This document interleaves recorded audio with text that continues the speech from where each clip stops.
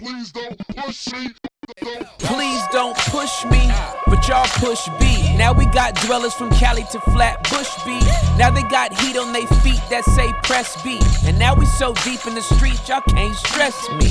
Can't curse me, then bless me. I'm crucifying my flesh, that's less me. SAT'd from preaching, can't test me. Atheists are now believing, that bless me.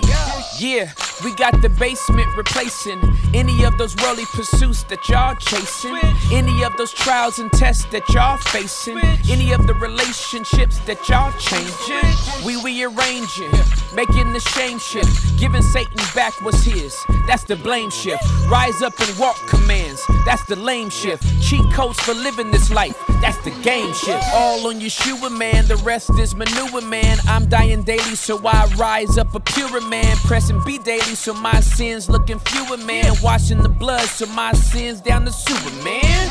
Yeah, so press B with me, and let's let whatever gon' be just be.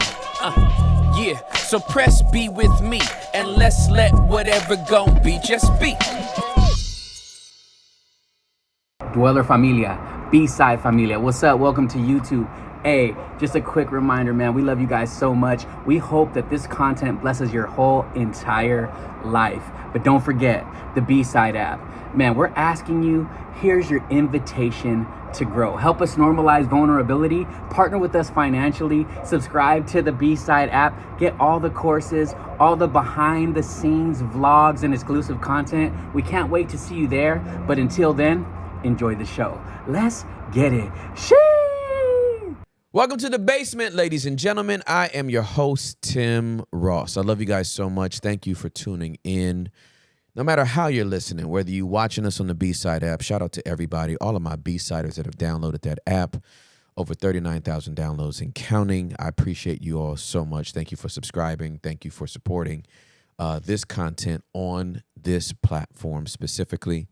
Also want to give a shout out to all of my audio files. If you are listening on iTunes or Spotify or however else you digest podcasts, thank you for putting us into your regular cycle of voices that you trust to be in your ears.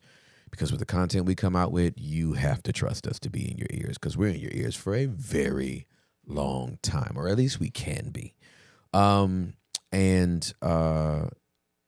My dwellers all over the world, I love you guys. Thank you all for your support. Thank you for metabolizing this philosophy and making this a part of your everyday life. Listen, I am not solo dolo today. I have a guest, and you're going to find out very quickly why I feel so relaxed and so at ease, although I am very excited at the same time. My guest today is one of the finest human beings that has ever been born into this planet we call Earth.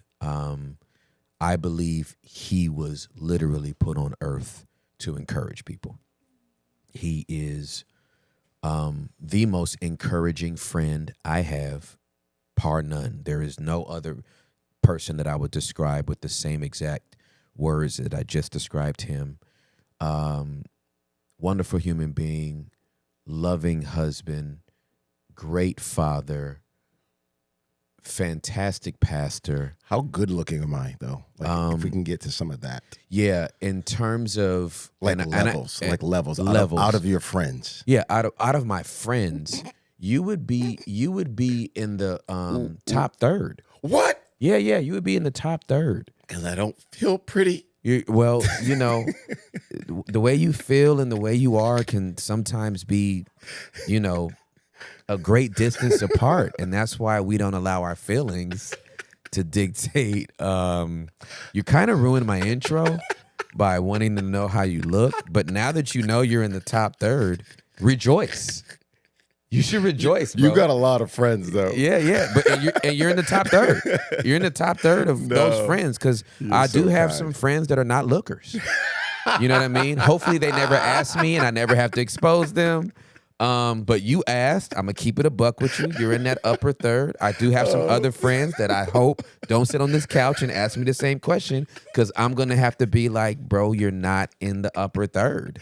But at least your wife loves you. At least your wife loves you. And your mom, right? Your mom and your wife and your kids. That's all you really need. That's all you really need. That's all right? you really need. Community can be as big or as small as it needs to be to get what you need, right? So I love you so much. Ladies and gentlemen, boys and girls, for the first time but not the last time, my friend is here, and he is the pastor of Shoreline City, which is a great church in the DFW Metroplex. The entire time that I was a lead pastor, I told people, if you do not like Embassy City, if this is not your cup of tea, then you should go to Shoreline. And that's no cap. I had a list of 10 churches, and Shoreline was in the top third of those as well. So you you were in the top. You were in the top 5 of 10. You were in the top 3 of 10. So, ladies and gentlemen, boys and girls, for the first time, not the last time, Earl McClellan is in the building. Everybody, let's go!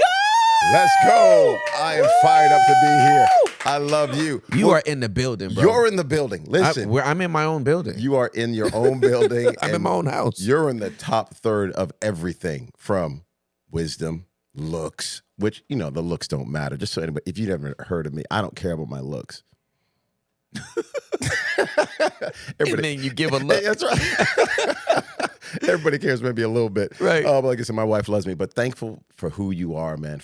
Honestly, thank you, what man. you have done and how you have done it has just been absolutely beautiful. You've walked with humility, been willing to encourage, but also willing to be teachable when you have a platform like you have, but you're still like, hey, I want to learn. I want to grow. Yeah. It's remarkable to see how you're stewarding all that God has given you. Thank and you, man. I know everybody on the other side of this, I know they can trust you. I would trust you to be a mentor to my sons, and you already are, but the mentor you are to, thousands upon thousands. It's absolutely phenomenal. So thank you, man. Don't stop being who you are, man. I love you so much. I love you. You're a gift. man. Thank you, bro. I told you this is the most encouraging man on the planet. Oh, man. And this is one of the reasons why I ain't stopped doing what I'm doing, because I've literally had men like you in my ear to encourage me on the days where I did feel like, why am I even doing this? Well, people are going to misunderstand you for sure, and people are going to be people, and as God continues to expand the platform, we recognize every one of us out there. If you got a job, right? You got a job, and there's 3 people on your team. Yeah. Oh, somebody ain't gonna like you. Somebody ain't gonna like you. So true. Absolutely. Yeah. And if we're gonna be Jesus followers, come on. He ended up on a cross. Yep. So, absolutely. and he was the most life-giving, literally the epitome of life. Yeah. So just thanks for being who you are. Stay in the course, man. I don't know all that God even has for you in the future. What will the next 10 years look like? I don't even know. I have no clue, bro. Well, let's see. And I'm not even thinking about it. Yeah. That's the thing. Like, I'm so I am enjoying what I'm learning in this season. Yeah. So it's just like, let me make sure I get everything I need to out of this class. Yeah, well, it's that daily bread. Daily bread. That's my life. Yep. I would love to be the guy that is like, I planned 5 years out. I got a 10-year goal, and then I tracked it, and then I made it, and I rang the bell, and it's done. I've never been that dude. Well, I haven't even met anyone that's really worked. You write it out, which I'm all for dreaming, right? Yeah, me too. Absolutely. All for forecasting. Yeah, do it all. For sure. But we all know. Yeah. Life throws in all these different curveballs. It's true. I think it's healthy to do. It's, without a vision, people perish. You don't know where you're going, so you got to have a dream. All of that is beautiful. But man, I don't know if I've written down anything and it's worked out the way I thought it was going to work out, right? Even when God gave the dream. Yeah, for sure. I did not see that it was going to go this way. Yeah, for sure. Whether it was Joseph in the Bible, I'm going to go down the line. Yeah, for sure. They didn't even recognize Jesus. We were waiting for the Messiah. You can't be him. Right, exactly. It's very true. It just didn't look how we thought it was going to look. Yeah, so absolutely. I don't know what the next 5-10 years will look like for any of us. Yep. Write it down. Sure, I think it gives us a direction. Yep. But if we can just keep moving, being faithful every day, wiping tears from our eyes, getting around people that we can laugh with, like you and I laugh, and having the type of people around us like we have around us that will speak life into us, we'll make it. And one day we'll be sitting around with no teeth, gumming, and just being happy. I bet you, in a rocking chair, still in love with the same girl. Exactly. With kids who respect us. Yeah. Still loving Jesus. That's the goal. Yep. Proverbs 16:9 in NLT has been a guiding verse for me because I am strategic. I like to have a plan. I'm not very spontaneous. We make our own plans, but the Lord determines our steps. There you go. That's my boom. I'm like, thank you for letting me make my plan before you rip it up. Exactly. Right? That's right. Yep. This is gonna make me feel good. Yeah, exactly. Yep. I just wanted to go through the process, and now you may have your way. That's sir. Exactly right. Yeah, that's exactly right. So I'm yielding this to you. I'm surrendering it to you. Shoot, if you're single, I want to be married. Do the stuff you need to do. You know, get yourself together in order, financially, emotionally, physically, obviously spiritually, all these different. Do all of that. Yes, indeed. But to write down in 3 years, I'm going to be married. Womp womp. Womp womp. And in 2 years after that, I'm gonna have my first kid. Yeah, exactly. I mean, it's a good plan. Yeah, write it down. But you don't know. You don't know. You do not know. That's good. All right, dope. I could talk to you and we could just start a conversation, but this is your first time here. So I'm so excited to be here. I need the origin. I need the Earl McClellan origin story. From the womb? I need it from the womb, fam. Okay. I just want to know. I want my friends to know. I want my dwellers to know my friend. I was swimming around in this amniotic fluid. Yes, sir. And then on October 9th. My mom's water broke. Let's go. Boom! Boom. Mom, shout out to you. Thank you for letting me hang out with you for those 9 months. It's the greatest origin story ever. I love you, Mom. It's awesome. My mom actually lives with us too, which is fun. My mother-in-law lives with us. Okay. Well, it's fun. How's it going? It's great. She's been here since 2008. Yeah, my mom is so fun. She won't like me saying that she loves Jesus. Well, she'll like me saying that she loves Jesus. She's at the church taking notes. She still cusses. Go slower. Yeah, that's right. Go slower. I'm like, Mom, listen. How do you feel about that, Earl? You are around my kids. Well, I don't want my kids, right. Yeah, for sure.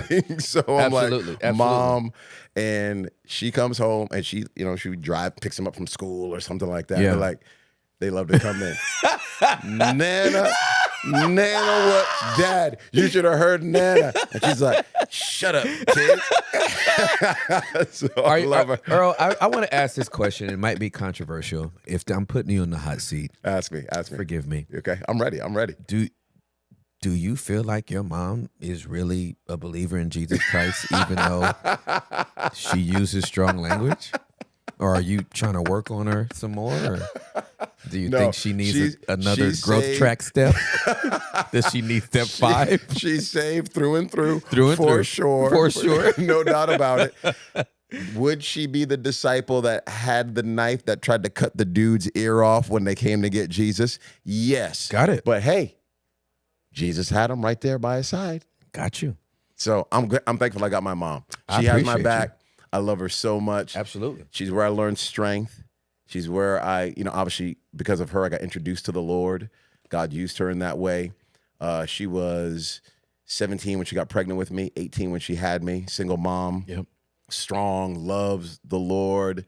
We grew up in the inner city. I'm from Rhode Island. Rhode Island. Can you believe that? R.I. Who else is from Rhode Island? The smallest. The smallest. Smallest state in the U.S. That is where I am from. Wow, bro. Born and raised in Providence. Feels like nobody's from Providence and nobody's even in Rhode Island except my family. There were like 9 of us and that was it. No, so it was me, my mom, my little sister. Love them so much. Went to, gave my heart to Christ when I was like 7 years old. What? My mom, I love sharing this story actually. My mom had a friend of hers from work that came over the house one Sunday morning named Caesar. Caesar knocked on the door. Hey, Peaches, that's my mom's nickname. Peaches, you going to church with me today? No, I'm not going to church today. I got to do my girlfriend's hair. So she's giving her girlfriend a perm. If you don't know what a perm is, look it up. And so she's giving my girlfriend a perm, and Caesar says, I'll wait. I'll wait for you to get done. And my mom said she just took her sweet time. What? So she takes her time. She's taking her time. Caesar's not leaving. He's just sitting there waiting for her. She goes, all right, let me get done with this girl's hair so then I can just get this dude to leave me alone. I'll go to church. Goes to church that Sunday. Walks in late. Hears the gospel. Pastor invites people who wants to give their lives to Christ. Raise their hand. Come forward. My mom goes forward. Gives her heart to Jesus. I'm in kids' church, with crackers and Snickers bars and everything. And I hear goldfish. Goldfish. I saw that they were giving that to kids who gave their heart to Christ. So I was like, get me a Snicker. I need some goldfish. I'm hungry. No kidding. My mom fed me. She's going to be mad at me if she sees that. She's going to be mad. Mom, you fed me. I know that. She always, Earl, shut up. I love you, Mom. So gave my heart to Christ. We started going to church every single Wednesday, Sunday. I don't have the church experience of, they did me wrong. Right. That's where I learned how to be a man. The men in the church took me under their wing, grabbed me. Hey, come on here to these manhood meetings. Come on here, let's go play basketball. So I remember being with all the old guys. I'm 13 years old, and all the old guys to me, they're 30, 35. Right, for sure. Absolutely. I'm like, oh my God, absolutely. look at these guys. Yeah. And I'm playing basketball with them. They're picking me up, taking me out. That shaped me, formed me, molded me. So I'm thankful for the church. I'm thankful for the men in the church. And I recognize, obviously, there's so many, there's junk and abuses and so many terrible stories out there. This is just my story. That's in everything. Exactly. In everything. Find a thing, and I'll find you corruption. I'll find you beauty and corruption in anything you can name. Name a thing, I will find you both beauty and corruption. See, how do you do that with everything? What do you mean? You just kind of have like words of wisdom that you pull out of everything. Well, no, because insight. That's an even better word. Insight. I love that about you. Well, thank you, man. I want you to get back to this story. Okay. I wanted to just co-sign on what you said, right? Because we think that a story like yours is the aberration, and it's not. Everybody ain't getting hurt in church. It's just that everybody that is hurt in church is yelling about it. The people that are getting community in church, love in church, support in church, growth in church, development in church, discipleship in church, they ain't not yelling about it. They're too busy growing. I was trying to push my own button right there. I tried to push my own sound effects button. It didn't even work. I'm just saying. Wow, man. People that get hurt yell. Yeah. People that grow don't.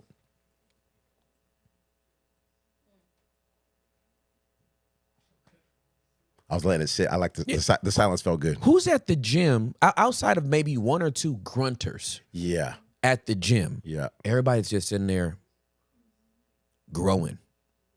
I'm getting up underweight and I'm pushing it off me. The weight is good for me. Yep. The resistance is good for me. That's what's making me better. That's what's making me better, what's building right? Me. Yep. Nobody's walking out going, ah! Unless you drop the weight on your foot. That part. That hurts. That hurts. Growth don't yell. Hurt does.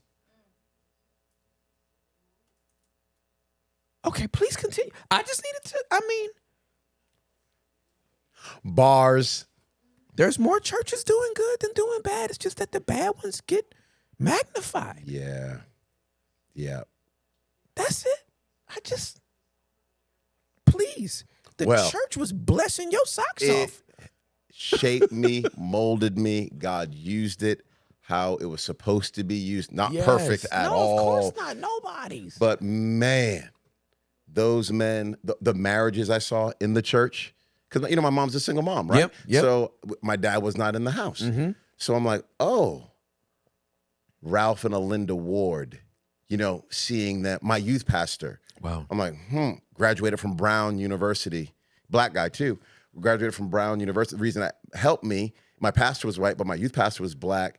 But he's a college graduate. But none of my family members, my mom's siblings. None of them haven't graduated from college. So I'm like, look at my youth pastor. He went to an Ivy League school. Wow. And, so it just gave me some good pictures, for sure. Oh, here's what's possible. Even we were talking about that earlier. What's ahead? What's 5 years, 10 years down the road? It did give me a picture of I can be a husband and a father one day that I actually want to be because these guys are doing it. And they took me under their wing. So as that continued to happen, I ended up going to a high school that was called Providence Country Day High School. I was one of 3 minorities, in the school. It was on the other side of town. And it was a great experience for me because I lived in my neighborhood and I had, black, white, Latino, Asian. There was Cambodians there, people from, Vietnam, all over the place that were there in my neighborhood. And then I went to my school that one was predominantly white, and I learned to be comfortable in both worlds. Well, now I look at our church and I go, oh, God, you know what you're doing, because our church looks like heaven on earth. Same thing with Embassy City. I was born and raised in Cali. Yep. And it was white, black, Hispanic, Filipino, Chinese, Indians, everybody. And so you can only bring in what you were exposed to. Yeah. You know what I mean? I feel you. If you haven't been exposed and you haven't had a relationship. That's exactly right. Yep. Not just TV exposed, right? Like I just saw it someplace. It's like, no, I can tell Chithi. I know her. Pawnee. I know them. That's right. They were my friends. That's right. That's absolutely correct. Yeah. Juan was my friend. Yes. Absolutely. So it helped form, shape. But, so wasn't Kevin and, Brian and Ryan. Right. Of course. Megan and Madison. Loved them all. We loved them all of them. And I was over there. I remember one of the first times, this is crazy. I went to one of my friend's houses from high school. It was wintertime because, Rhode Island gets cold. And he had his heat on 71 in the house. And I was like, your heat's on 71? You can wear shorts in the house. My mom kept it on 67. Oh, my gosh. So and she's going to get mad. She's going to get so mad at me. She's going to be like, Earl, you make it sound like we were so poor. We were. That part. That's because we were, Mama. We were. But, Mom, you killed it. Yeah. She killed it. Shout out to Peaches. I love you so, so much, Mom. I love your mama. Oh, she's such a gift. She loves you, too. And she's the one I saw so much strength in her, attracted me to my wife, because my wife is crazy strong. Super sweet. Yeah. Very kind. It's very true. And yep, exactly. Very, very, very strong. So I am so thankful for that. But with all of that coming together, man, it helped form me, shape me, mold me. Went out to a school in Tulsa, Oklahoma called Oral Roberts University. Played basketball there. I was a walk-on onto the basketball team. Wow. All those years ago, and still love hooping right now. My wife is trying to get me to stop hooping, but I'm not going to do it because I keep breaking stuff. That's why. Oh, you break? Oh. Yeah, so it hasn't gone well for me. I have had. It hasn't gone well for me. I have had a number of injuries. Oh my gosh. But I'm okay. But I'm making it through. Yeah. I'm making it through, and that's where we got. I met my wife there. She's from California. What part? She was born in San Francisco, Okay. raised in Sacramento. Yep. Went to school at Long Beach State. Oh, she came down south. Yeah, that's right. So all of her family, a ton of her family is still in Southern California. Dope. So she spent all of her summers down there. Got it. That's where she gave her heart to Christ. She was partier, out there, just living life. That's what she knew to do. Yeah, for sure. And then God grabbed a hold of her heart. This one young lady. Shout out to all the ones that you're just working. And you think nobody sees you. My wife was watching this young lady named Jory, co-worker. Jory loved Jesus, would invite Onika to church. Onika would be like, oh, no, I'm good, because she was out the night before. Yeah, for sure. And wouldn't go. And then for a year, friendship, just being friends. Then one Sunday, she was like, okay, I'll come. Onika went. Onika heard the message, heard the gospel, the good news of Jesus, raises her hand. She says, when I raised my hand, it felt like a bunch of stuff fell off of me and a light switch turned on the inside of me. Wow. Changed her life, broke up with her boyfriend. You're welcome, honey, because the Lord had your Boaz waiting for you. How churchy is that, Jeff? That is the weakest, churchiest line of all time. That was so weak. That was so weak. But you're welcome, honey. So That's hilarious. She ended up going back to Northern California. Then she went to ORU too. That's where we met. Dude. I still remember seeing her that first time. And she must have came from a church like you did. She got a life-giving church for sure. She did. She had a great experience there, showing up. Prayer meetings, learning, growing, women discipling her, teaching her how to read her Bible, all of that stuff, man. So she had a great experience, and then we got to meet, and now 3 kids later. All right, okay, slow down, no. ORU. Was ORU ring by spring? Great question. Yes, there was an MRS degree, for sure. Okay. MRS is, ladies that would come and like, hey, I'm here not for my psychology degree. Right. I am here for get my brother. Yep. Get a ring. Yep. Let me get married. Let me start that family. Not everybody. Right. But definitely plenty of that. Onika, not so much. She did like me first. So I like to tell everybody that, including her. She's older than me, too. She's a cougar. So I like to let people know that too. I'm weak. Though she looks younger. She does. Somebody's at our house the other day, a plumber, and he said to her, can you please go get your father? Talking about me. No, it's very true, though. I'm sorry. Onika has great skin. She does have great skin. Yeah. She does. It's them Nigerians, bro.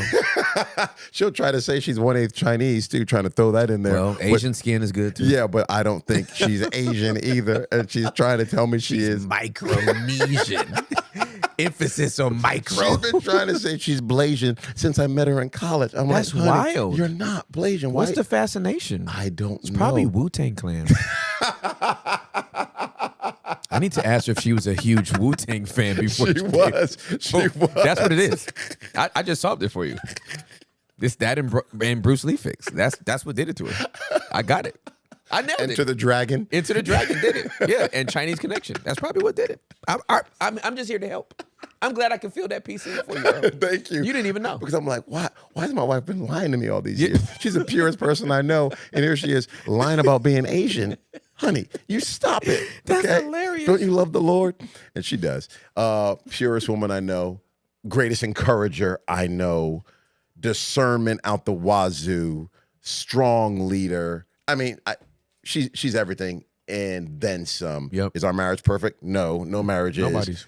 But is it healthy? Yes. It and is. she has helped me so much. So at ORU, I went there during the time that you had to wear a tie. Wow. I had to wear a tie to class. Every day?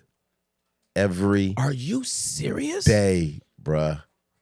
I'm not lying to you. It sounds archaic. It sounds like, wait, what was going on at that school? Right? It sounds crazy. Was there Kool-Aid? Yeah, that's right. It sounds so whack. It just feels like it's too soon to ever use that reference. I agree. You know what I mean? It's been decades, and it still feels like, oh my gosh, man, that happened. Yeah, that happened. So now it's different, and you can wear whatever you want basically, and it's a wonderful, wonderful school. But that's where I met my wife.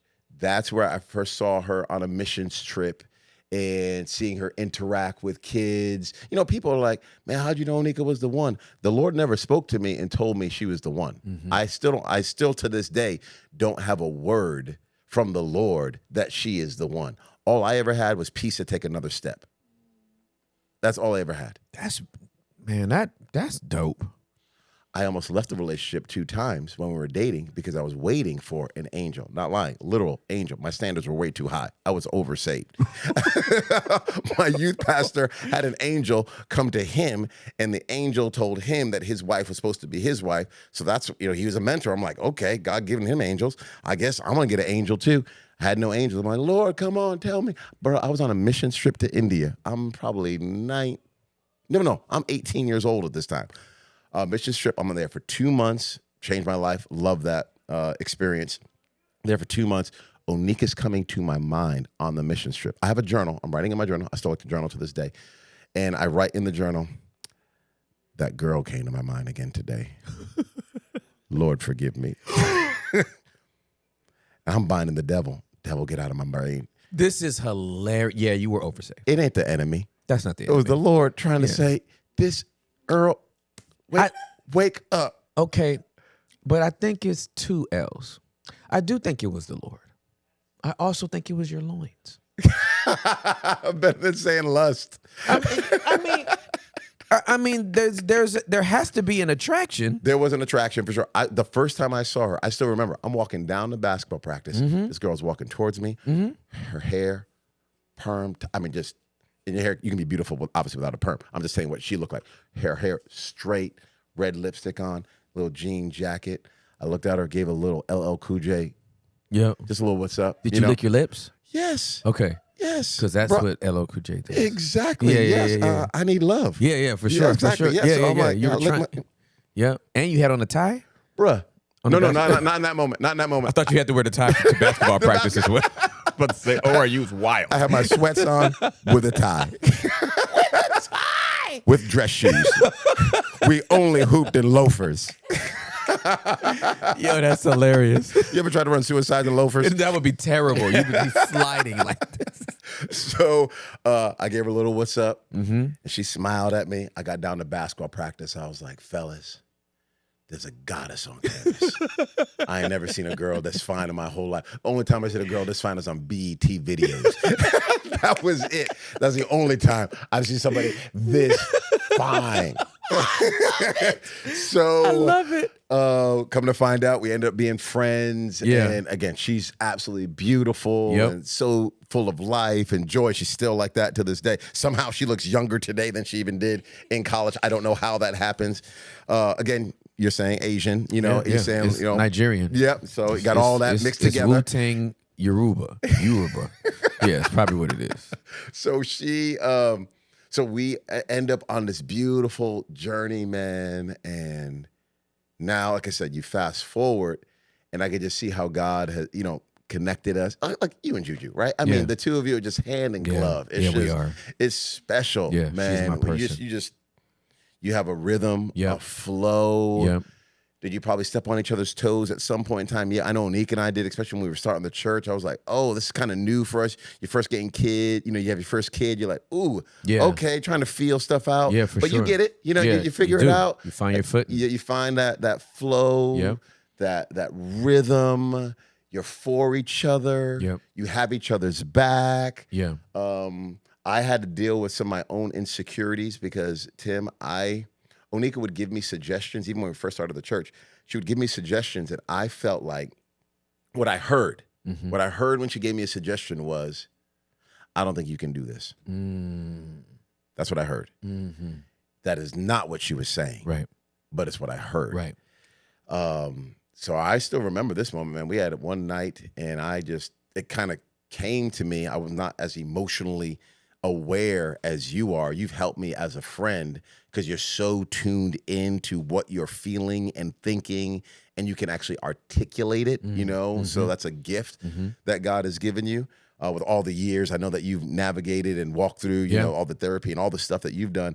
So I've gleaned more of that from you. But, these, 13 years ago, I don't know if I didn't have the wording. I couldn't I just knew what something felt funky, but I could not verbalize it.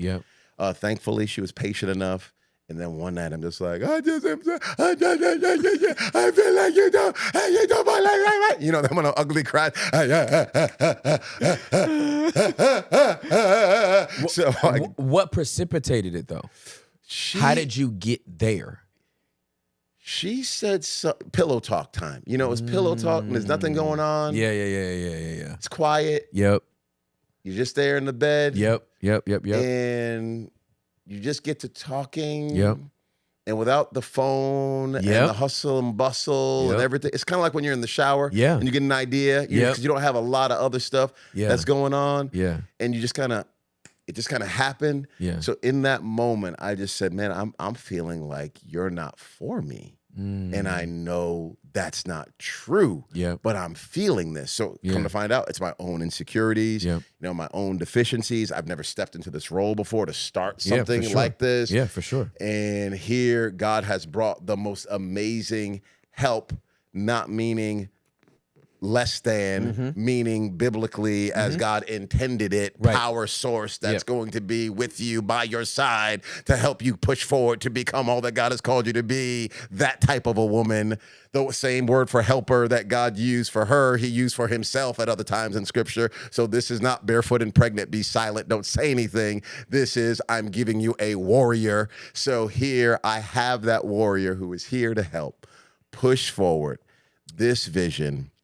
And I unintentionally was trying to push her in first gear because I'm insecure about my own gears. It's good. It's good. But once I was like, oh, wait, Earl, wake up. By God's grace, work of the Holy Spirit, time, tears, journaling, all of that, comes together. And now, she's just running and blowing and going and tearing it up and just doing the most. And I'm so proud of her. That's awesome, man. I don't even know how I got off on all that.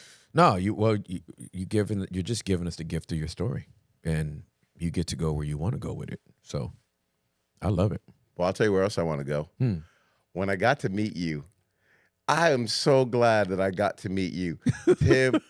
When I met you, I felt like we'd already known each other for so many years, right? That feeling was mutual. And it's, you don't have a relationship like that with everyone, right? You're nice to everybody. Right. But there's some people you meet, you're like, wait, how do we just actually meet when it seems like we've already known each other for so many years? I agree. And so that's a gift. Yep. That was one of the biggest gifts in my life. And to see, and you talk about, you sending people to our church. I mean, I send people to Embassy City all the time. I'm like, where do you live? Like Irving. I'm like, oh, this is a little bit of a drive for you. Do you know Embassy City? My friend is over there. Yep. It's a great church. You want his phone number? Not you want his phone number. So sorry about all those people. Sorry this time I gave out your address. That's why I changed it. Kept being green when I was texting you too. So I don't know. I'll figure it out. Oh, dude. No, I appreciate that. No. When we first met, I remember exactly where we were. We met at a restaurant, and I think it was only supposed to be an hour, and I think it was like boom 3 hours later. Yep. And we have both laughed and cried. And we were like, yeah. So anyway. Yep. Keep in touch, because these tears ain't about to just get bottled back up, and I'm gonna act like I don't love you, because I do. Yep. No, it was like we were just kindred. It was just kindred spirits. You said something great to me one time, and I think it helped me, so I think it can help other people too, because everybody's looking for friends. Everybody wants those friendships that's like, man, you're pushing me forward. You help me become all that God has called me to be. Not that I don't want to use you, meaning like I'm not trying to suck life from you. No. But when I'm with you, you pour into me. Yep. I pour into you. Yep. It's just like I yes. don't know, it's that synergy that happens there. Yep. And sometimes people are trying to get all of that from their spouse. It's true. Or all of that from their kids. Yep. And they're wearing them out. Exactly. They're wearing them out. So you're a gift. So you said something to me that was so good. Talking about Joseph. He is over. He's now revealed him. He hasn't even revealed himself to his brothers yet. He starts asking about Benjamin. Hey, what's going on with Benjamin? Yep. Go get him. Bring him back here. That's right. We can't go get Benjamin. What? No way. So, that whole thing. Yep. All the brothers had the same father. That's right. They did not all have the same mother. That is absolutely correct. But Joseph and Benjamin had the same mother. That's absolutely correct. They came from the same womb. That's absolutely correct. And you said, I got a bunch of people. We all got the same father. That's right. But there's some people you meet. Yep. It's like, we came from the same womb. That's the way I felt about you. I thought. That's awesome that you remembered that. It's so good. Yeah. It's such a beautiful picture, and it helps give language to, oh, this is why there's something a little bit different, with some people. Yes. And I'm not gonna have that with everybody. I'm not even supposed to. You're not even supposed to, bro. Like the fact that Joseph is one of 12, but they come through 4 different wombs. You got Rachel and Leah that are literally trying to have like a baby battle. Oh, goodness. Right? Yep. Leah wins that hands down. Yep. Which is kind of like a rap battle. Right. But different. But very different. Then you have Zilpah and Bilhah, who are their handmaids, respectively. So Leah has 6 children by herself. Okay. And then Rachel, Zilpah, and Bilhah have 6 total. So 2 each. Yep. And which I love that you even remember those names. Oh, they're just memorable names. Yeah. You're not going to run into a Bilhah. Yeah, but you also really know the Bible. You know? Come on. You do. I do. Yeah, it's one of the things I love about you. A little bit. Come on. It's one of the things I love about you. I love that book. Mm-hmm. I really, really love that book. And you love the author of the book. I love the author of that book. Yes. He's just a great guy. Mm-hmm. So you're thinking about those wombs, and you're thinking about those tents. Then you start thinking about who shapes the child first. It is the mother. That's right. The culture comes from the mother, not the father. The structure and the discipline might come from the father, but the mommy is the teacher, the nurturer. Yeah. She's the one that's going to comb your hair and speak to you. And well, you're so close to her you're first. so close to her first, right? Mm-hmm. So when I think about the body of Christ and we all got the same father, I think about churches and disciplers as wombs. These are wombs of thought. These are wombs of theology. These are wombs of where character formation or the lack thereof is made. Integrity or the lack thereof is made, right? This is okay to do. This is not okay to do. Right, you're learning all that in a womb. Whatever this institution is. I'm a preacher. I can have a side piece. Whoa. Where did you? That's no, taught. Exactly. Nobody. The Bible didn't tell you that. No, you cannot. No, you cannot. I know you didn't read the Bible and come out with that, right? Exactly. But your theologian could have gave that to you. Man. Your discipler could have gave that to you. Your mentor, whoever this coach is in your life, right? So when we met, it was like we came out of the same womb. We came out, and not just the same, we came out of the same tent. Man. Our values aligned. Yep. To the point we were finishing each other's sentences. Yep. And sometimes, too, that happens because you see some things you don't want to be. That's absolutely correct. You're like, I was in that tent. Right. I saw something. Yes. And I go, ooh. Yeah. I'm not saying anything disparaging about anyone or any place because everything shapes us and forms us. But you go, oh, I don't want to do it that way. Absolutely. And there's another tent right over there. Yep. I'm going over I'm going in my other brother's tent with my stepmama. I like my stepmama house better. Daddy, I'm going to stepmama house. Later. Why you over there in your brother's tent so much? Cause don't even ask and I won't tell. Don't ask and I won't even tell. But that's what I felt like we had. Yeah. And we had it, it was solidified in friendship. It had nothing to do with ministry. Because it would be years later that we did anything ministry related. That's right. It wasn't like, well, am I coming to your church? That's right. It was none of that. It was none of that. And never has to be none of that. Well, it's even the same womb piece too, because some people you meet, they want something from you. Correct. Right? Correct. And which is not bad in and of itself. You know, I'm not going to say that's an evil in and of itself. Yeah. It's not. Yep. But it is great when you meet some people, and you're like this. I like to believe I'm like this. We like people for who they are. Period. Not for what I can get from you. Yeah, that's just facts. I don't have an angle. No, we don't. Oh, I'm this, I'm that. I won this award. I won that award. What's your name? Where are you from? What's your story? What are you about? I saw what you did. Yep. Who are you? Exactly. Yeah. So you and I see people that way. We see people for people. That's right. And it just helps to go, I can introduce you to anyone. Yep. And I don't care how famous or how homeless. Yes. You're looking at them in the eyes. That's right. Love you. That's right. Who are you? Yeah. What's your story? Yeah. So thank you for that. No, well, thank you for that.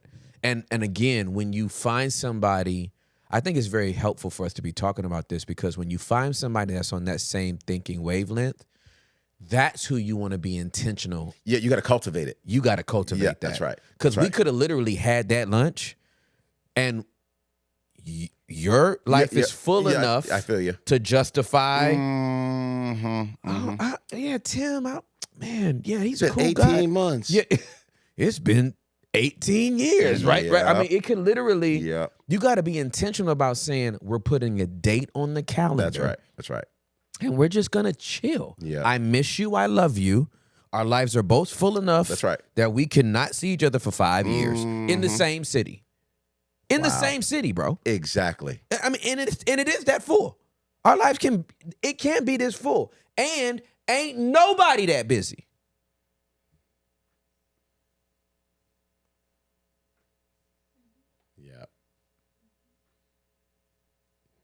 Yeah. Ain't nobody that busy. It's a date on the calendar. You make time for what you value. Yep. Because ain't nobody really that busy. Calendar what you care about. Say it again, slower. Yep. Calendar what you care about. I've never heard that. That's see? You stick around, you get a little Earlism. I might have been good with pithy sayings. But that is one for sure that we do try to hold to. Calendar what you care about. Yeah. Because there is something about, oh shoot, I got that on the calendar. That's right. I can't miss that. That's right. That's right. Time with Jesus. Yeah. Calendar what you care about. Yeah, buddy. Time with your spouse. Calendar what you care about. Time with your friends. Calendar what you care about. It's very true, bro. It's very true. Mm-hmm. Yeah, that's good. You're good. And a gift. I'll say this too.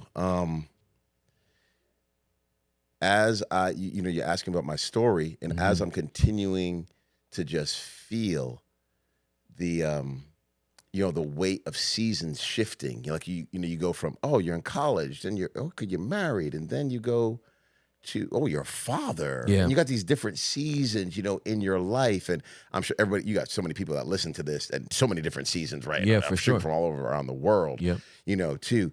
But learning to navigate those changing and shifting seasons is something that's not really taught all that much, but is so incredibly essential so you don't drop the ball and lose too much momentum from one season into another. Yeah. Even as God brings in a relationship and a friendship, like I have with you, or you have with somebody else, or I would have with somebody else, you go, oh, wait, why is God bringing this, into my life here? Yeah. I got to steward these things, because it usually doesn't come fully grown. Like the new season of being a father. I remember I first became a father. I'm like, whoa, I don't want to mess this up. Right, for sure. I wanted to be the dad that I had a son first. Yep. That I always wanted my dad to be to me. And I love my dad, and our relationship has been restored. Praise the Lord. But why'd I put a praise the Lord on the end of that? I love that. Because you're churchy. Yeah, it's because I wore a tie in college. Listen. If you wear a tie in college, you're going to say praise the Lord at the end of a sentence. Let me just tell you that right now. Okay? So I haven't said praise the Lord enough. Even years later, when you just got on a wife beater and a sweater over it. And for the record, this sweater is so hot. My wife put me in this thing. I'm like, honey, why you put me in this sweater? It's fresh. That's what she does to me. I look like a fool every Sunday. The reason I know, when I know I look crazy, is when people that have crazy style come up to me and they go, ooh, you look good today. Where you get that sweater? I go, dang, I look like a fool. I know I do. I'm trying to preach to normal people, and my wife's got me out here looking like Russell Westbrook. Hey, Russell, I love you, man. I love you. I don't even know you, but I love you. And if you're listening to this, when you come in, bruh, some of those outfits, I'm just like, I take a picture of it, and my wife goes, "Ooh, that's good." And I go, "See, honey, that's how I know you've gone too far, because that's too far." But she likes it. All right, so you made a pivot that I did not expect us to make, and now I'm hella curious. Oh no, Onika dresses you, bruh. Yes, if you see me wearing something, okay, it is a 94% chance she has told me what to wear. Okay. 94. Okay. It sounds like, though, you don't even agree with it. That is what is fascinating, but I still keep doing it. So you don't even like the stuff you be wearing? That's not even your style? It's not even my style. It's not even my style. You know what my style is? Sweats. Bro, you get me some sweats. You give me some sweats. I wear them every day. This is why Onika dresses you. Exactly. Now it makes sense. She loves me too much. Dude. She loves me too much to keep me in sweats all the time. Earl, you ain't going out looking like that. My brain just unlocked a compartment that I didn't even know was a compartment in my brain for you. So here's the way I need to explain this. I've never consciously questioned your dress style. But I think subconsciously, I guess I've wondered, why do you wear this? No, listen. Now my brain's like it's all coming together. Yep. Level unlocked. Why? Well, okay, that looks nice, I didn't even Earl. know this that wasn't looks a nice. thing. Well, I guess that looks nice. Wait. Well, I guess you can pull that off. Oh, your wife put you in it. Onika put you in this. Bruh, she dresses me. My wife dresses me. She has no choice because you would have on sweats. You know what? Now you're helping me, because maybe if I came up with a style that like Marshalls. I won't let you go. I can't let you go to Marshalls, dog. I can't. I got some Kohl's dollars. What do they call Kohl's bucks? I don't even know. What are Kohl's? Is it Kohl's bucks? Kohl's dollars? Hey, dog. Listen, either Onika has to keep dressing you, or then I have to start. Because we can't leave you to your own devices. That is the problem. You just named 2 stores that I would never take you to shop for anything. You said Marshalls? You didn't even say Ross, Dress for Less. You said Marshalls? Then you leapfrogged and went straight to Kohl's, and you talked about the dollars. Listen. Which means you've been in there and you know the fabric of their ecosystem. This is terrible, Earl. It is. Well, now that you're saying it, if I could find something, you know what? Onika and I've been married almost, 27 years. 27. Yeah, we've been married 27 years now. So it is what it is. It is what it is. Now I'm just going, hey. You're resigned. Yeah, honey. Absolutely. What should I wear? Yeah. I ask that question now. Yeah. And sometimes if I'm like a little bit, just a little bit rogue. Yeah. Just kind of put something on. Yeah. And I'll see her kind of look at me and not say anything. This is wild. But I'll go, no, this looks good. Probably doesn't, but I just go with it. Onika, I have a newfound respect for you. And Earl, this conversation explains so much. Now, this is also where Onika is. God wired her this way. She loves to help people, serve people, dress people, lift people. She does. And she has a great eye. She has a great eye for style. Yep. So since she has such a style eye, again, you look at some of those runways, you're like, what are these people doing? And you have the height for it and the build for it. Oh, my goodness. That's what she says to me, too. I'm like, honey. You do have the height and the build I don't know what that means. I just want to wear sweats. Your desire to wear a sweats is so strong. It's very strong. I'm so weak. Yeah, I'm like, honey, that's not comfortable. She's like, honey, you can't wear that. You can't look like a dad. I am a dad.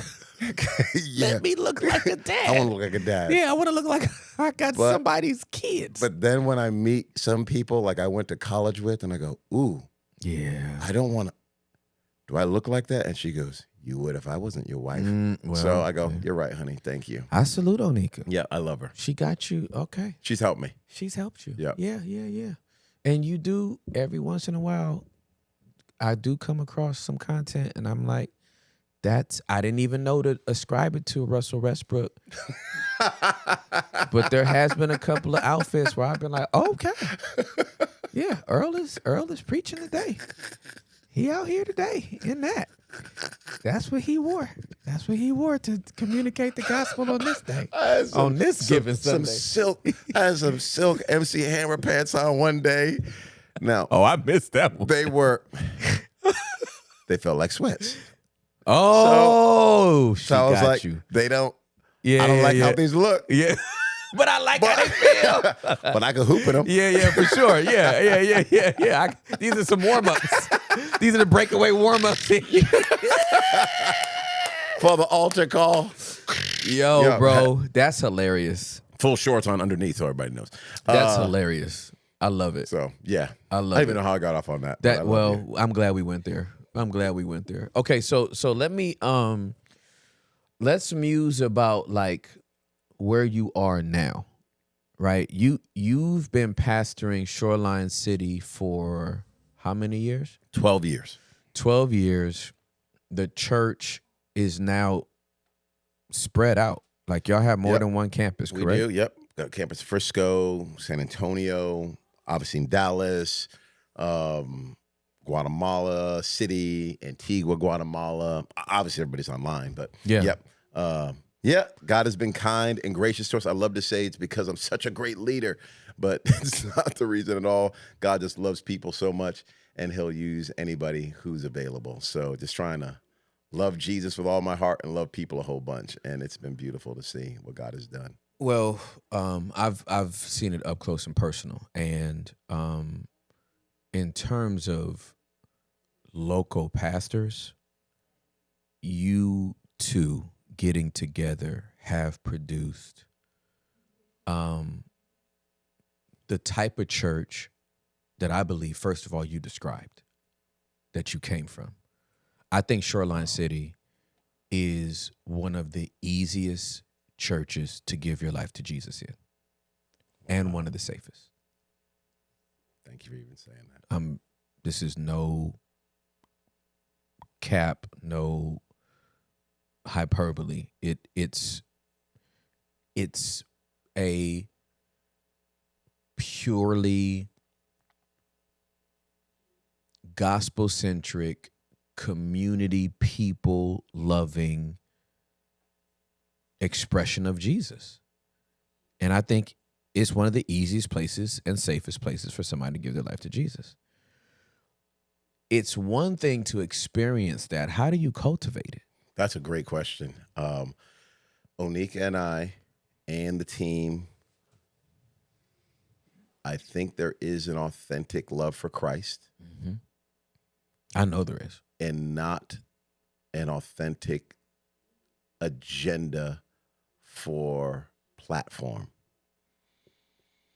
So I think that has helped shape what the church feels like. We're not trying to say, come here to make us feel better about ourselves. I already feel good about myself. I wear MC Hammer pants to preach. I feel good about myself, honestly, because of the cross. You know, God has already validated my life, saying I'm his son and he loves me and he is for me. So there is nothing, our church cannot get to a certain size that validates me. It's not there. There's not a platform I can ever preach on that's going to validate me. Matter of fact, every place I ever go preach, any platform I ever step on, including at our own church, is always a step down. I've already been in his presence. So every other platform I ever step on is a step down. I'm honored to be there, thankful, shocked, grateful to be able to serve God's people, but it's not a step up. All of it's a step down. That has helped shape, I think, the culture of our church. Helped it to be healthy. So, I have never heard you say that in my life.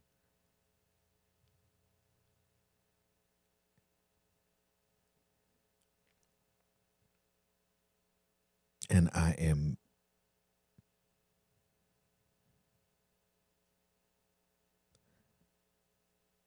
speechless at its implication.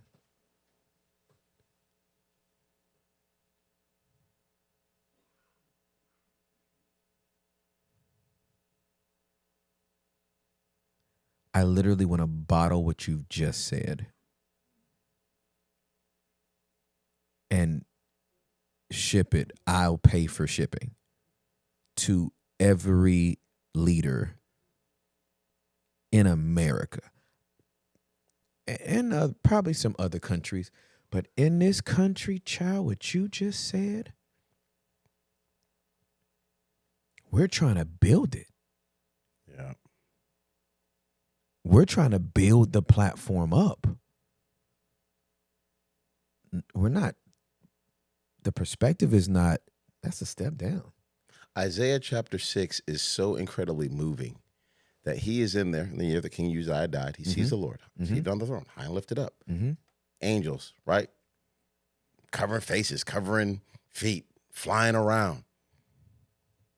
Smoke filling the temple. Holy, holy, holy. Saying it 3 times like, hey, y'all, you got to get this. This is who we're talking about here.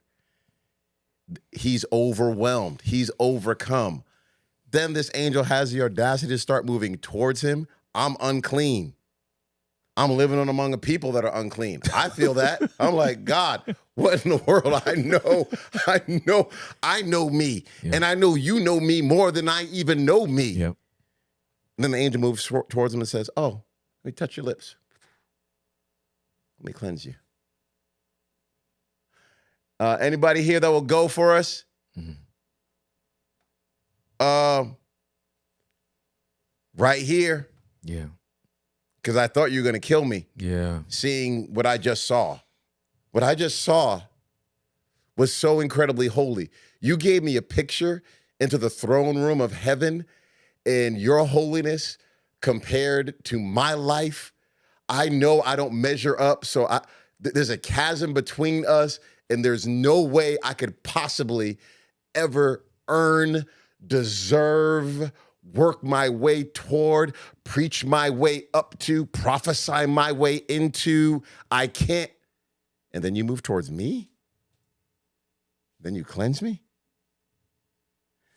Okay, thank you, Jesus. You can send me anywhere you want to send me. But now that I've seen this, it's a step down. Wherever you send me, it can't compare to this. It cannot compare to this. I love being a father. It's not my highest platform. And I'll take a bullet for my kids. I love my kids. I wanted to be a father and a husband. Well, in the opposite order. I wanted to be a husband and a father. Since I was 15, 16 years old. Yep. I couldn't wait to be those two things. I'm living my dream right now in just those two roles that I have. Yep. Thank you, God. Yep. But to be known by the King of Kings and Lord of Lords, there may have been a day I would have said this and it would have just sounded good, maybe. I don't know. But now I'm kind of undone. So thank you, Jesus, for this beautiful cross and for you giving your life for me. And now you tore that veil in two, and I get to talk to God, and God talks to me, and then I get filled with the Spirit. And yeah, I'm honored to go preach.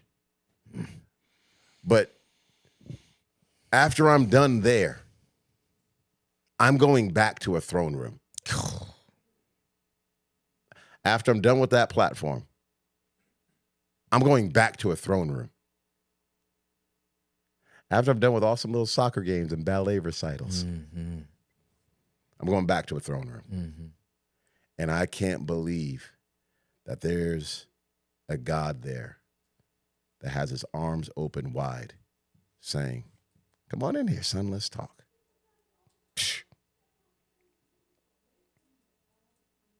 I'm not, right, and I don't want to ever be too familiar. I don't ever want to be too familiar. And I still like to laugh, and, you know, I don't want it to, doesn't overwhelm me to the point it's like, oh, I can't function anymore. No. You know, I don't think that's, you know, you see Jesus had kids walking toward him. So there's some, it's life-giving, right? It's life-giving. But at the same time, it's weighty too at the same time. It's weighty. So I'm thankful for every single thing God has given me, but none of those things are the thing that validate me. So I do think that helps our church. Tremendously. And I don't want to lose it. But I have friends like you in my life and other people. You've got a board, you got other people in our lives that go, hey, whoa. You good here? Yeah. You good? So that's great. I'm thankful for that because we can all drift. Any one of us can in our own heads. Any one of us can start thinking, you know, we're the center of the universe. You know, it's a plague in humanity. You know, it's just, it gets in there so quick and easy. So you got to keep finding some towels. You got to keep finding some places where you get, I got to find, where's there some dirt or a spill in the hallway so I could still grab the mop. I got to still keep grabbing the mop. Now, that can't be where I spend all my time anymore. Absolutely. You know, but I'm not above it. You ain't above it. I'm not above it. So, but if I'm not above it, then I can't have any of our worship leaders being above it. I can't have any of our pastors or any of our staff being above it.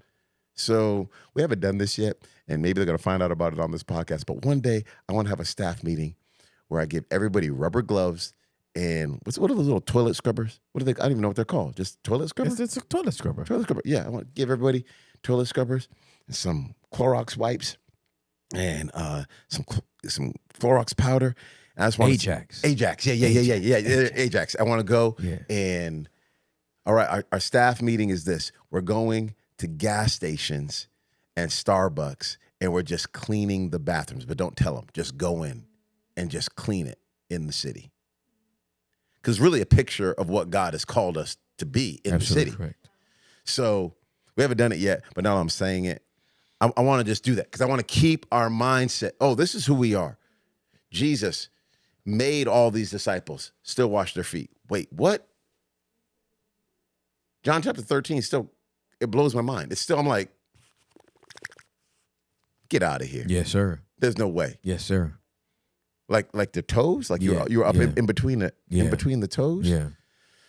So, with all that being said, man, that is some of the stuff. Hospitality, another big one. Again, Onika, you said this, the culture can come from the mother. I really like that. It was so beautiful. And Onika in our church, and she has this gift. So it does not, every wife of a pastor does not have to operate this way, right? You know, she actually has this gift. This is where God has called her to be. And if somebody's called to be home, then be home. That's where you need to be. There's no levels to this. Yeah. But her gift in our context, hospitality. How do I roll out the red carpet for you? How to make sure you feel really seen? How to make sure you feel really loved? I know you. I love you. Well, you just met me. I know. I don't even know why. I just love you so much. I think it's because God loves me so much. And he's changed my heart. He changed my life. And I was lost, and now I'm found. And I still haven't forgotten that Jesus did that for me. So I just kind of want to we say Onika has aggressive hospitality. She does. Just like, well, no, I'm not hungry. No, yeah, you are. Yeah. No, That's because you haven't tried it yet. That's exactly right. Yeah, literally. She had one of these young ladies on the staff team. We were having a little Thanksgiving, the staff Thanksgiving, and the girl next to her didn't have any. The lady next to her didn't have any food. Onika had her plate. Onika's like, well, no, I'm not gonna eat here in front of you. Take this. And she's like, oh no, I'm fine. She's like, no. And then Onika literally just took it and just put it in her mouth. Just put That's aggressive. Put a piece of turkey in her mouth. That's hilarious. Chris was like, she fed an adult. you just baby birded me. Yeah. You know? I'm so glad Onika wasn't like, right. So it didn't go that far, but aggressive hospitality. Yeah, How do I bro. lay out the red carpet so you know you're seen, you're loved, you're cared for just for who you are? You don't know me. I don't have to know you. Right. I know him, and I know he loves you. I looked at the cross. It already told me how much you're worth. Yep. So let's just do this. Yeah. So, I got off on a whole bunch of stuff there, man. I'm glad you did. I'm glad you did because this is one of many of the ways we think alike, we process. I've just never heard it the way you said it. God, I wish I had that sentence a few years back to just help me contextualize it for people. You know, that this is not I was really changed. How old is Nathan? He'll be 16 this year. So this is 14 years ago. Okay. You know, I'm just reading the Bible because I love it. Mm-hmm. And I finished Matthew 3. John has baptized Jesus. A voice from heaven speaks. The Holy Spirit descends like as a dove. This is my son in whom I am well pleased. Quite literally, Jesus is wet behind the ears in ministry. Yep. Quite literally. That's right. He's done nothing, and he's already been publicly affirmed and loved and valued. Yep. No water into wine, no healing of the blind. No nothing. No nothing. No. Just right here, right now. Yep. Having done nothing. Carpenter. I am pleased with this person, and I'm well pleased. I love him, and I'm well pleased. And I just thought, oh, you don't need me to do nothing. Like, for real? You don't need me to... Nathan was 2. So I started doing words of affirmations with my boys. Yeah.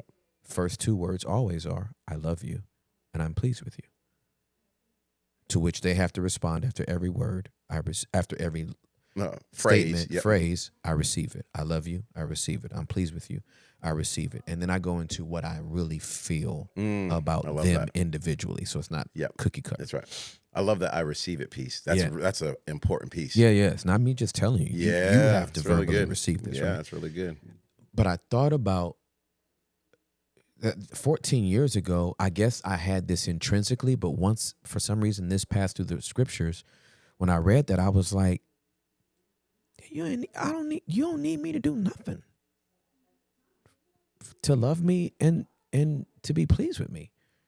So I translated that to everything I did. Wow. Like, I'm doing this because I am loved. Yeah. Not to for. Earn. That's right. It's from love, not for love. Yeah, exactly. And so there's this, the reason why I'm grateful that you just let us in on how you process this is because this church has grown and been so effective in the last 12 years in the part of the DFW Metroplex that you ain't on top of nobody else. Yeah. You can't walk outside and throw a stone and hit Fellowship Church. I understand. Yep. You can't throw a Frisbee and it land in Life Church's grass. Y'all in a part of town not that there's no work out there. I understand. I understand. Yep. Y'all didn't pick the hot part of town. Yep. You know what I mean? Mm-hmm.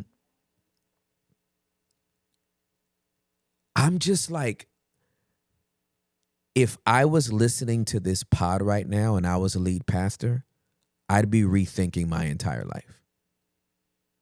I really would. I really would. Because as you were talking, I think kind of my breath was taken away. Then I was on the verge of tears because, we're both emotional like that. So I'm like, do I cry right now or do I just let my breath leave and I pass out? Or when I come to, will he still be here? Will there be emergency crews available? I don't know. But I was thinking, Earl, I'm thinking to myself, I'm like, how many pastors, and this is pastors I know, treat Sunday like an arms race. Man. For souls. Like, I'm so preoccupied with the count. I'm so preoccupied with what I have on. I'm so preoccupied with the way I look, the way I'm coming across, the way everything looks that I'm forgetting I'm already loved, he's already pleased, and this is a step down.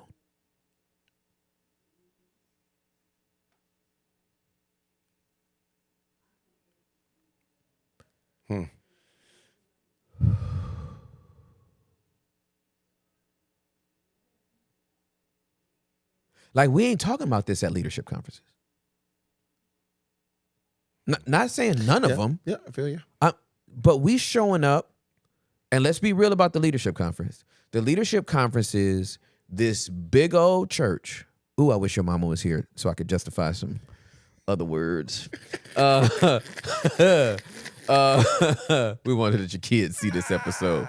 But we have this...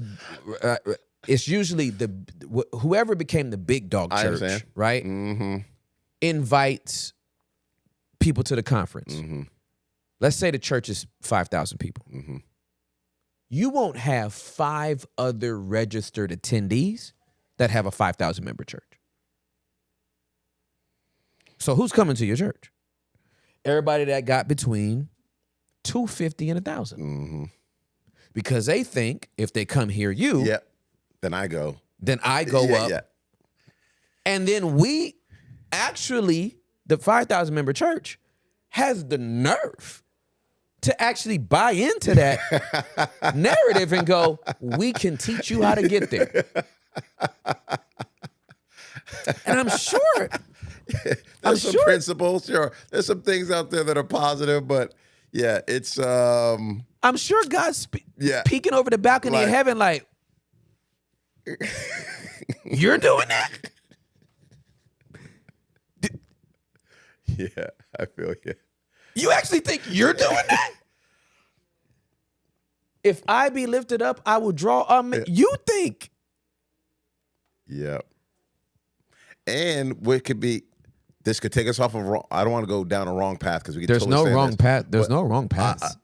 The idea that when God is using someone, it's just it's a validation of that person's like gift. That's how we kind of say it. We're like, oh, they must be whatever. And that's why we also can get crushed when sometimes we find out, oh, your life, I didn't want to be like you. Yeah. Your life is held up by duct tape and bobby pins. Exactly. I'm like, wait, what?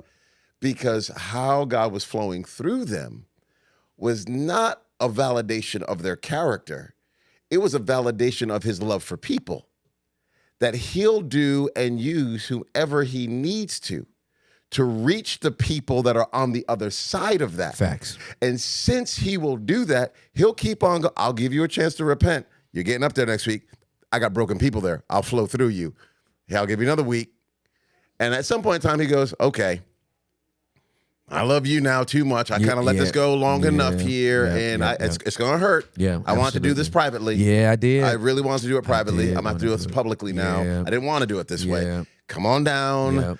And we're all like, whoa. Yeah. You know, and that's where the church hurt and different things can come from. Yeah. So to your point, I am so thankful for the words of encouragement people give. I'm so thankful for, people saying, this is nice. Yeah, oh, great. Thank you. Great I appreciate that. Yeah. But here's another thing that's just essential. I stole this from a pastor that I had in college.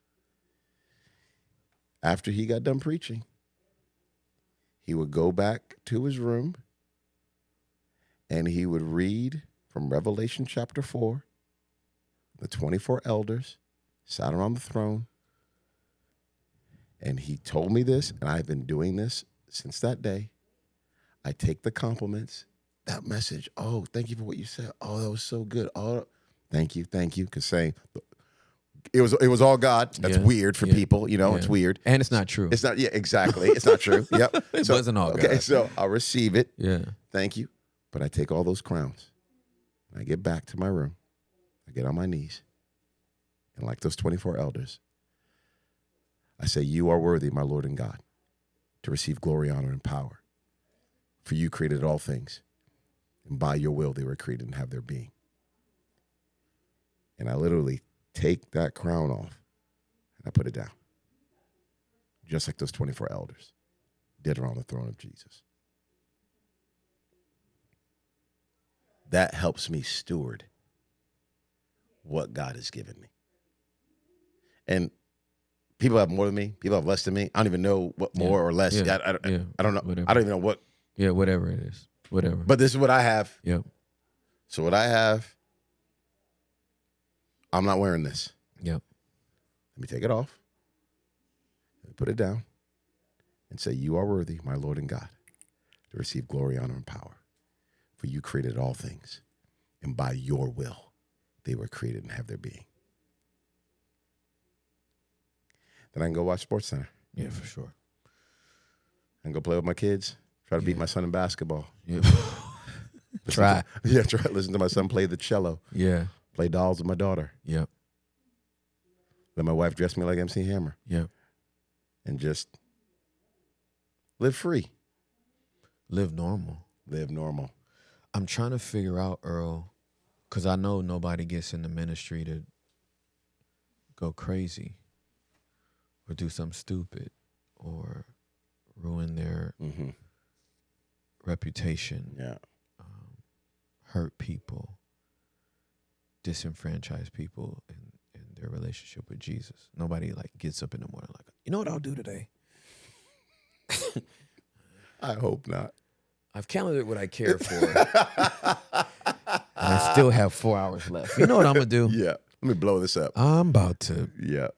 You know, I want to get 4 more campuses first and reach a total of 37,000 in church attendance. And I want to make sure we are registered as one of the top 5 fastest growing churches in America. I've never put our name in any of those. I want this to happen after our major conference by about 92 days.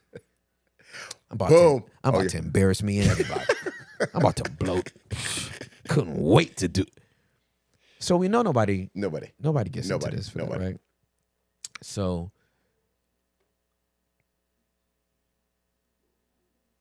what has to happen for somebody to get out of that freaking church service with that crown still on their head? Like that's the hopscotch step that I'm like, what?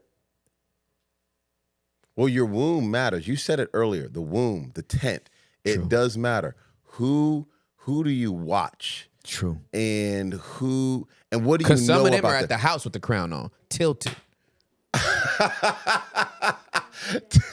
Like the dude, little little Robin Hood, that king had it. Yeah, bro. Yes. Yeah. No, it's very true. Yeah. So I had one of our friends, and I saw him on Instagram doing some stuff, and I sent him a text. I was like, hey, what are you doing? Okay. Why are you doing that? Yeah. Right there. Why are you doing that? Explain this. That's Yeah. not. Yeah. That ain't it. Where are you taking your cues? Oh, wait a minute. Oh, I want us to slow down on this though. You're saying something incredible. I want us to slow down. You sent him a text. You didn't get in his comment section and ask the question? Oh, you had a relationship. Oh, you had a relationship with this guy. Yeah. And you sent him a text message. Yeah. Mm-hmm. Yeah. It was personal. It was a connection. Ah, exactly. That seems biblical. That seems like it might get to him. That's right. Because if there's 542 people in the comment section, unless this guy is just full tilt narcissist, I don't know if he's going to get all the way to the bottom to see that. I don't think Earl liked what let me call him. Okay, so I just wanted to. No. Seems right. It does. It does. Maybe old fashioned. Is it? I don't think it's old fashioned. I don't think so either. I think it's necessary. It is absolutely necessary. So I said it to him, and he goes, "Oh, you're right."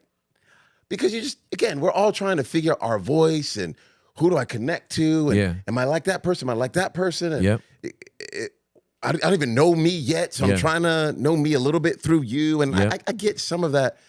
And I personally, I don't like to throw shade on anybody. Yeah. You know, it's like, you do you. I don't. I'm trying to worry about my own life. Yeah, you know, sure, I don't got time to dissect what you're doing and how you're doing. If I have a relationship with you, right, I can say something. I can speak into something. Absolutely. But now we live in a day everybody wants to take clips. They want to take a clip of your life. People, they don't know you. Right.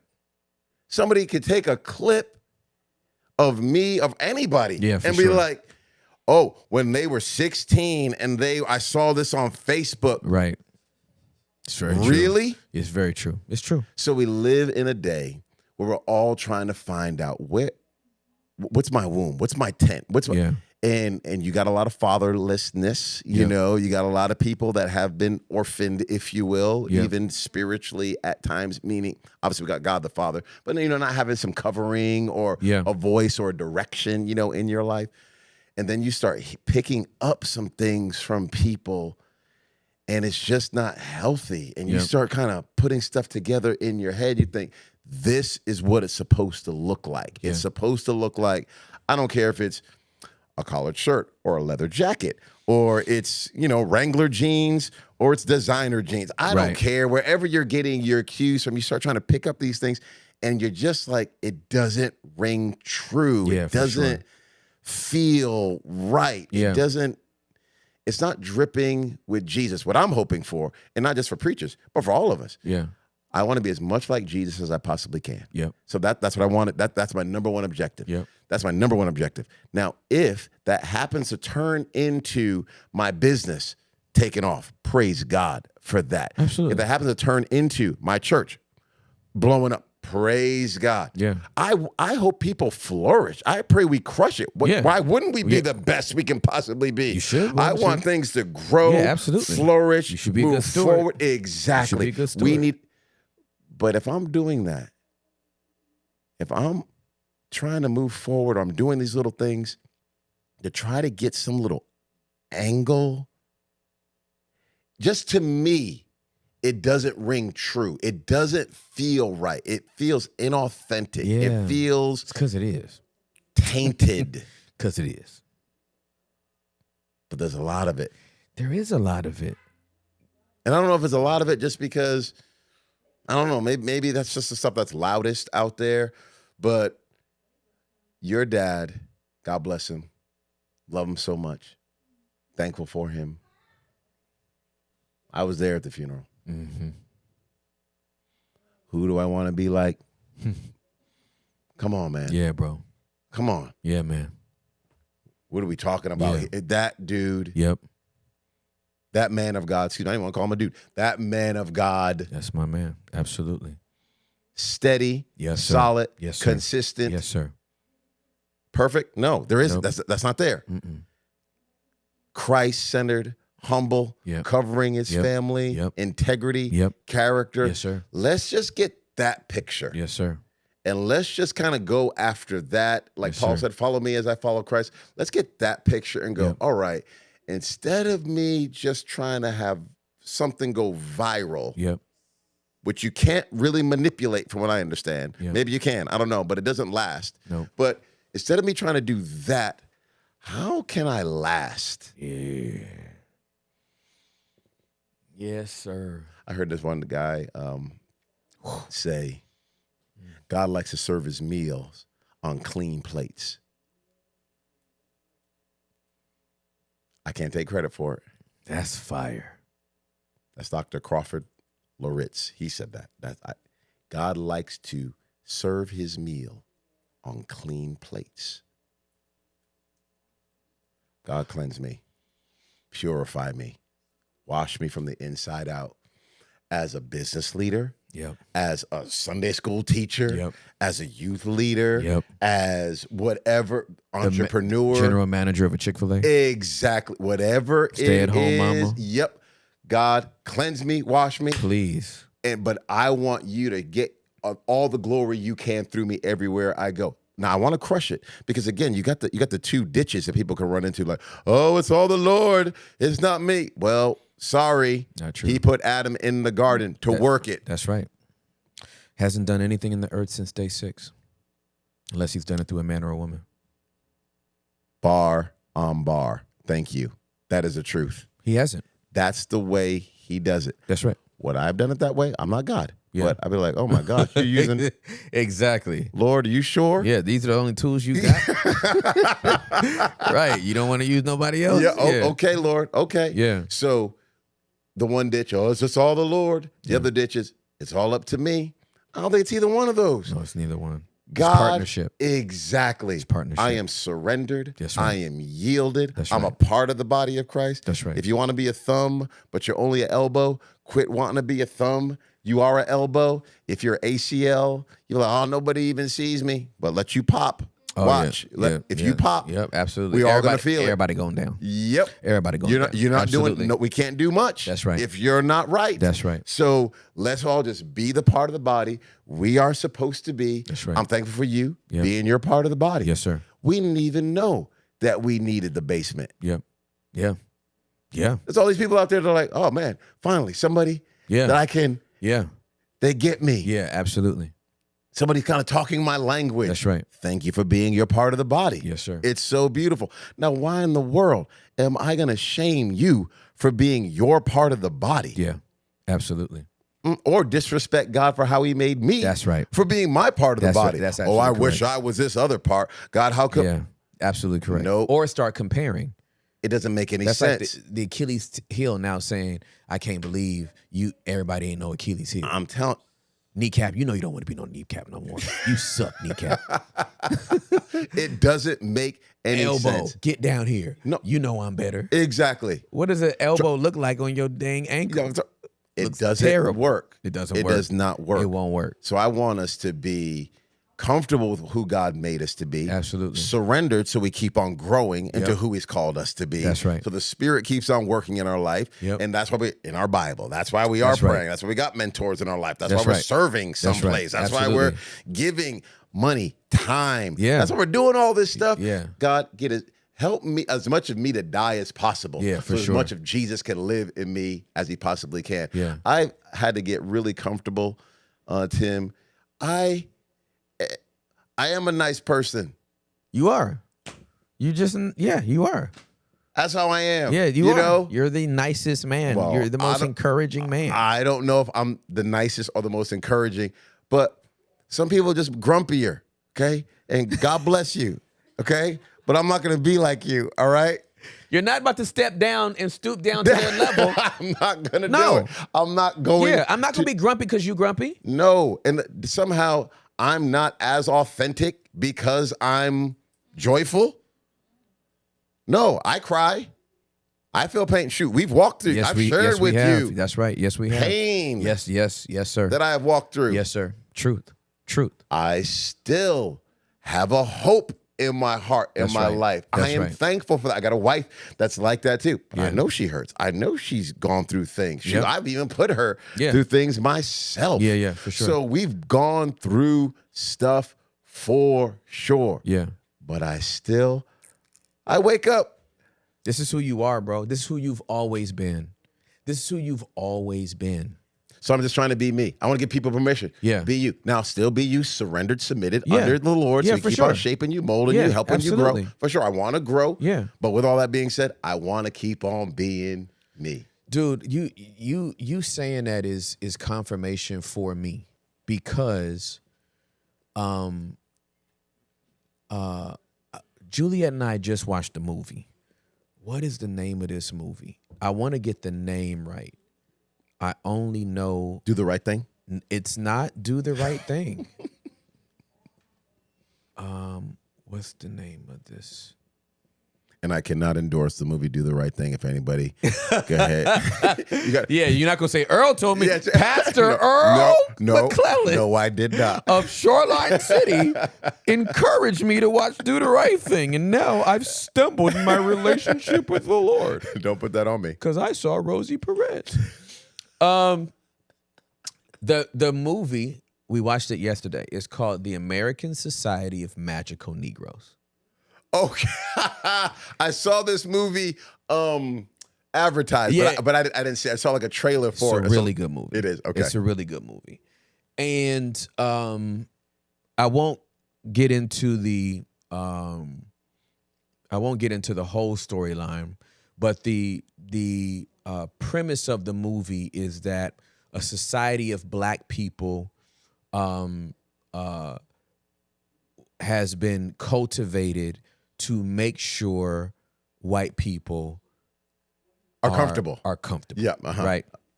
And so, and then there's a whole journey in that whole narrative. Okay.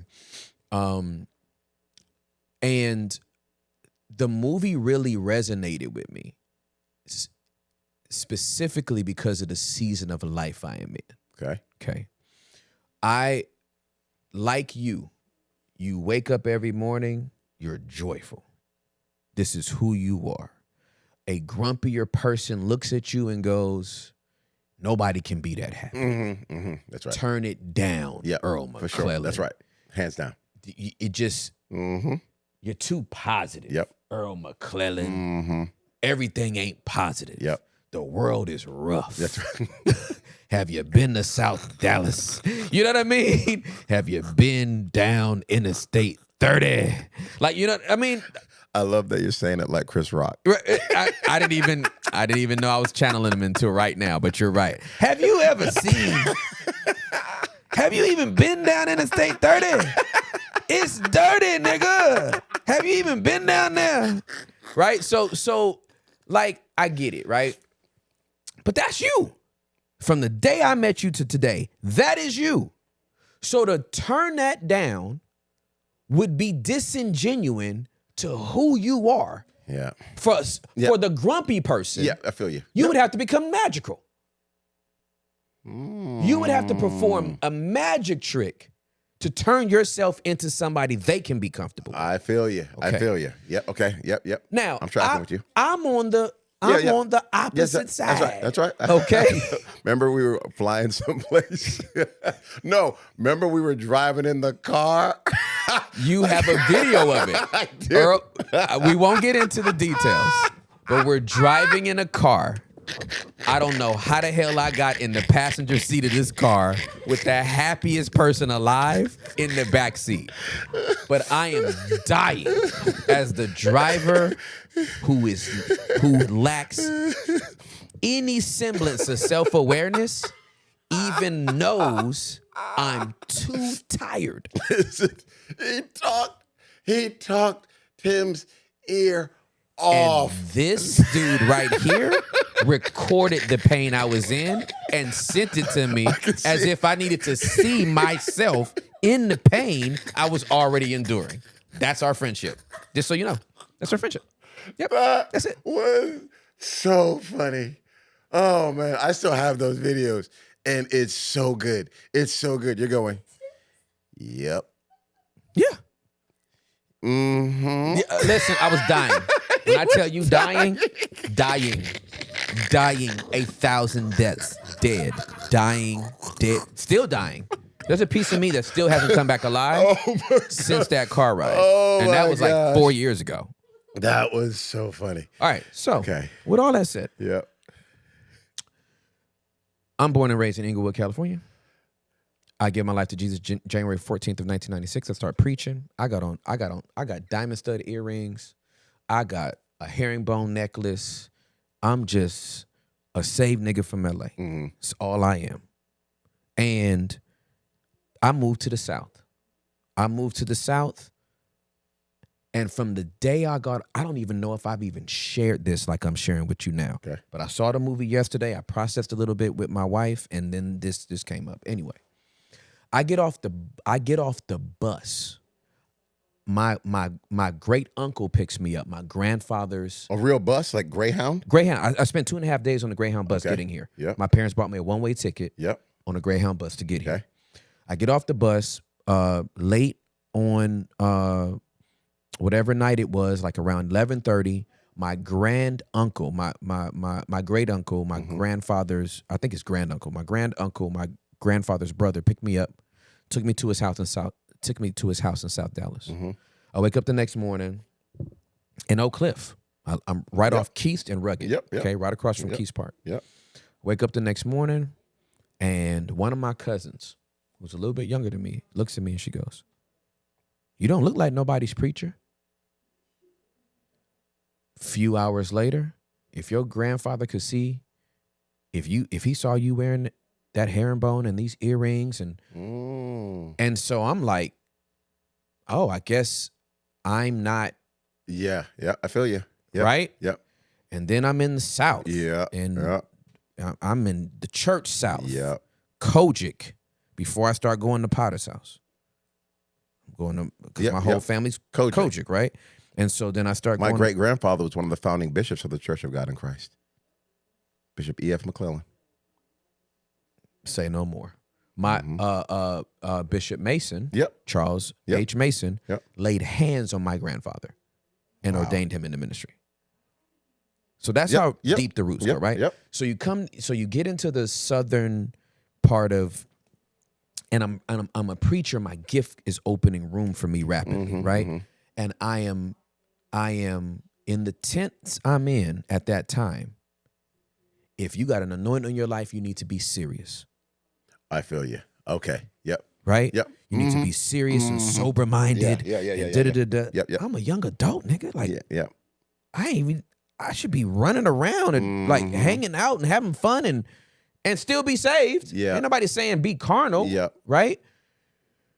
Anyway, so very early on, I'm starting to hide parts of me. I understand that. Because it makes other people uncomfortable. Yep. And I'm like,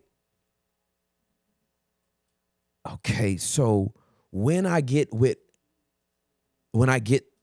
alone time with my friends, then I can be me. But then when I step back out in just a church setting, I'm hiding parts of me that are not sinful. Yeah. I'm not putting on a front. That's right. You're I'm wired. not putting on a mask. That's right. Yeah. I'm just like, you can't handle that part of me. That would make you uncomfortable. These are black people. That's right. That's what you're talking about. I feel you. Yep. I'm being magical for black people. Yep. Forget white people. I'm doing this for black people. Right? I'm talking to leaders and they're telling me stuff. I'm like, damn. Hit me. Stop that cussing. Okay. Oh, that's where you draw the line.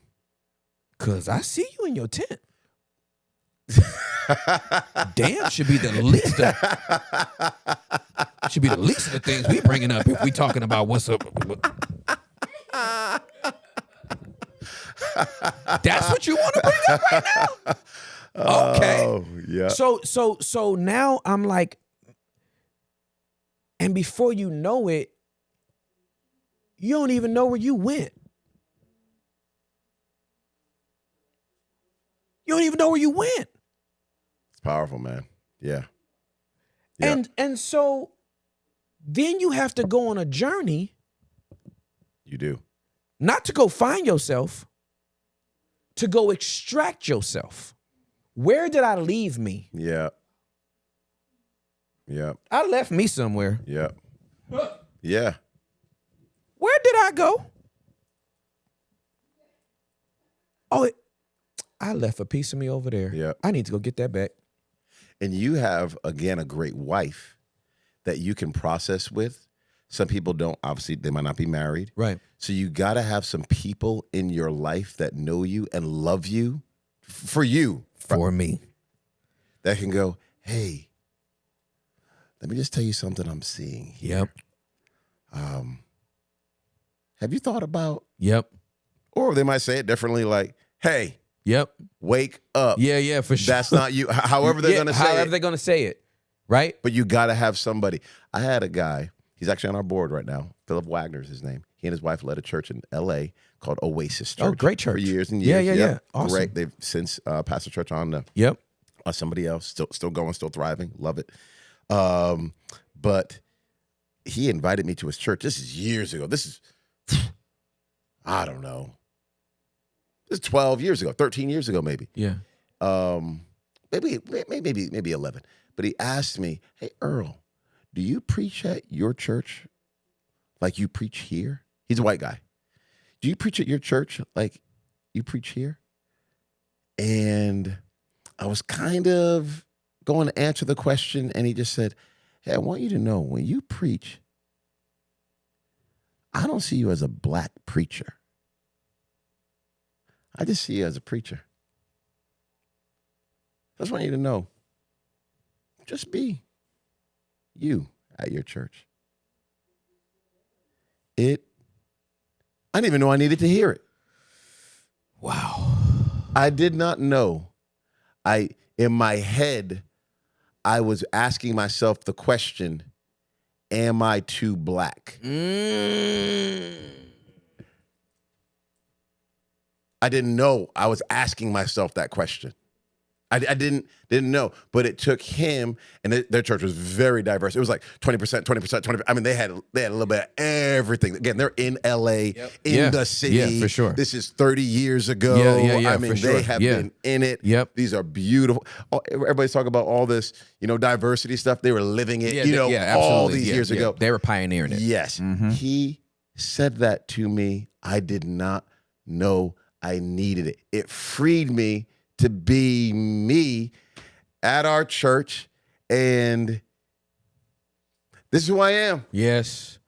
So if that law of resonance, right, you can like play a note here on one piano, and then get like the keys over here, like they kind of can connect. Absolutely. So if you walk in, and the sound, that God has given me and our house, if it resonates, stay. Yeah, absolutely. If it doesn't, I'll help you find a place. We can get you somewhere else, bro. I will help you find a place. But you don't have to try to change me into somebody else, because then you won't even like the product and what comes out, because that's actually not me. So let me say amen by saying, when you have been yourself, left yourself, and go through the process of extracting yourself, there is a level of appreciation and gratitude that you have for yourself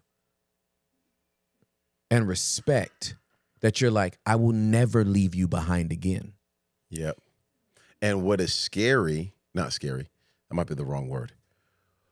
What could become a person's agenda at that point in time is to make sure, I'll never lose this. I'll never lose this. I'll never lose this. I'll never lose this.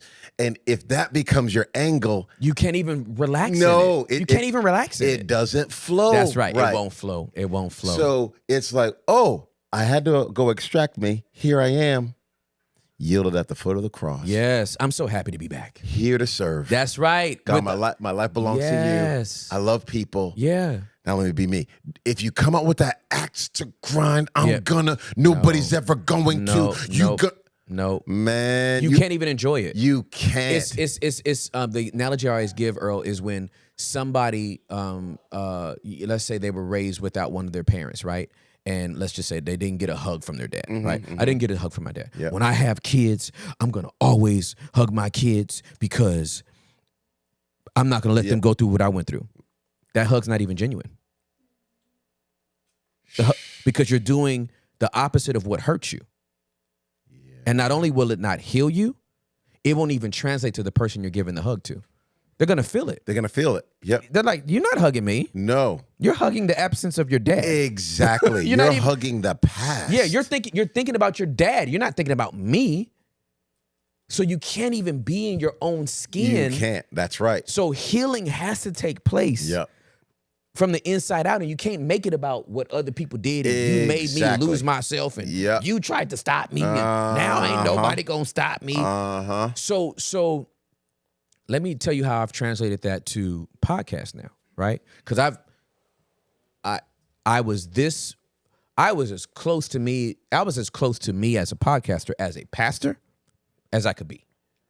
Okay. Right? Because in the pulpit, it's like there's certain things you just never gonna say because it's not even appropriate, right? Yep. On the couch, it's like, oh, there's a little bit more liberty that can be taken, right? So, but obviously now as a podcaster, I get to just be me. Yeah. I'm in my own house actually. Exactly. You know what I mean? So I just get to be who I am 24/7 now and show up who I am 24/7 because you already saw me here, so now you're gonna see me there. But if you ask me to step in that pulpit, that's a sacred desk, and you're never gonna hear what I would say sitting down as I'm standing up. Right? Do you know in this new space, the same principle applies. If I resonate with you, stay. Click, subscribe, download, whatever. If I don't, meet the Perrys. Move on here. There's some good stuff out there. Go to Ruslan. Yeah. Right? Go to Alan Parr. Yeah. I can name you five. Yeah. 5 people. They're in my phone. I know them. Yeah. They're amazing. Theologians, apologetics. Like, I do vulnerability. I'm not going to be Preston. Preston is an apologist. He's awesome. Yeah. I believe I can defend the scriptures. For sure. Yeah. However, if you want to go toe to toe, call Preston. It's great. Don't call me. It's great. Right? Go listen to the Leaders Cut with my twin brother Preston Morrison. Like, he's amazing. Yeah. If the cord disrupts you, let me guide you to someone else. But don't tell me to cancel the cord. Don't tell me to take the cord out of the piano. Yeah. I would rather us play with 87 keys than 88 because I don't like that note. Well, it's on the piano for a reason, boys and girls. Right. That's right. Because somebody needs that note. That's exactly right. And when blended with other chords, it is a melody. There's 88 keys for a reason. It's beautiful. And in some compositions, not all 88 keys get played. That's exactly right. That's exactly right. So this ain't your song, boo. Yep. This may not even be your song. Beethoven might be for you. Yep. Right? I love that picture. And I'm trying to think of a more contemporary pianist. Ooh. Well, I was going to say John Legend, but I don't think that's a pianist. Yeah, but he plays, or Alicia yep. Keys, or you know what I mean? Mm-hmm. Like every chord might not be yours, every note might not be yours, but to say you want them to cancel the note out of the piano. Yeah. Like I want a piano with 62 keys. I don't like the amount of keys. We don't get to do that. You don't get to do that. No. But you also don't have to hit that note if you don't want to.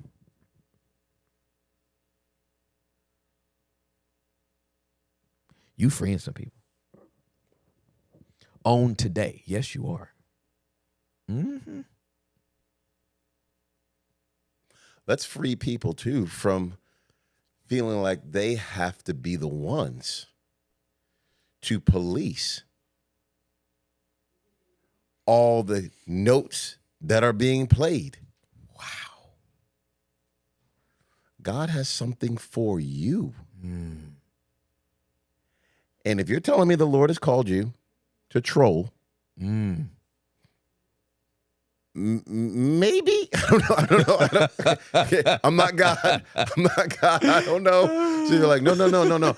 I'm Ezekiel. Hear the word of the Lord. They just But I think there's something in your family, in your neighborhood, in your church, at your job, that God has called you to. That if we could spend the time focusing on the thing, the people that he has put in front of us, we would actually have less time to emotional energy that is wasted on arguments and comments and disagreements that it doesn't matter. And if it does matter, say it does matter, then go ahead and pray and trust the Lord that he's going to bring the right person into somebody's life at the right time. People don't even know all the conversations you and I have had. Absolutely. I wasn't going to bring it up. They have no idea. The things that you have said to me, that even how you have grown in this beautiful space and platform that God has given you. Absolutely. Where you have said, hey, Lord, thank you.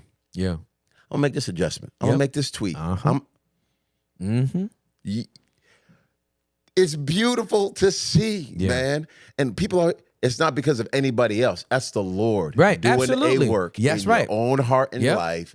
That is. And a brother to be accountable to, that I'm not just keeping it in my head. I'm actually processing it out loud. I'm getting your feedback and your perspective as well as your encouragement. Not just... It's so good, man. No. You ain't just co-signing everything. That's right. You're like, hey, have you thought about it this way? Have you thought about it this way? Here's how I can support. Here's what I don't have a liberty to do. I'm not saying you don't. It's the maturity that takes. A lot of people don't have that emotional maturity. I don't want to say it like that. I don't know everybody, but it seems like it. It seems like people don't have the emotional maturity, even sometimes the spiritual maturity to go, I know when to be quiet and just pray. I know when to be quiet. Dude, you are saying something right now that I think speaks to culture. We've created a platform, social media, that's all, right? We've created a platform by which we have encouraged people to not be silent. And I think in doing so, we've forgotten that silence is golden.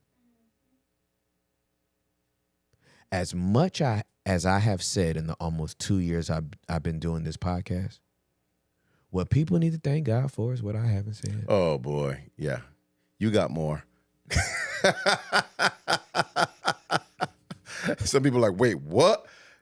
Yes, it's a deep well. There's a lot of thoughts. Slow to speak, quick to listen. I'm not just bumping my gums. But there are things that the Holy Spirit's like, you can never say this. Anybody who can tame their tongue, James says, man, that person, they can control their whole life. That's right. Your whole life. That's right. But if you can't, that's right. Watch out, the forest fires are coming. Oh, absolutely. And now we live in a day. Let me just say it. Let me just say it. Let me just say it. Let me just say it. Let me just say it. Let me just post it. Say it. That's right. No. That's right. You don't. That's right. You don't. That's absolutely correct. Wait. Well, yes, I do. What if I don't? Wait. Whose world is this? Who's running things? God's got it. Once you and I die, he'll still be in control. I bet you he will. And long after our voices have been silenced by the grave. Before we ever got here, he was in control. He's in control.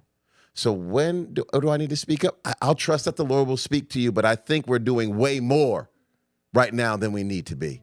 Well, this is going on at my job, or this is going on. And again, if there's some things that are terrible and horrific, say something for sure. I feel like you got to qualify everything nowadays, right? It's like, well, what about if I can't speak to every situation?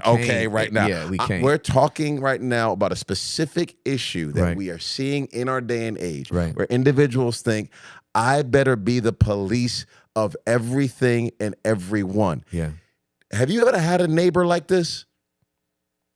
Those neighbors are tough to live next to. They're reviled. Nobody wants to live next to that neighbor. Nobody wants to live next to that neighbor because you don't care about the neighborhood. You are not neighborhood watch. You are selfish watch. Exactly. How does this affect me? Not the neighborhood, me.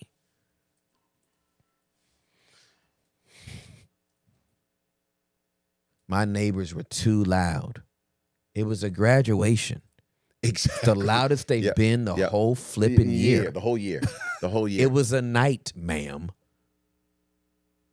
You can't be uncomfortable for one night so they can celebrate a milestone? Exactly. There's too many.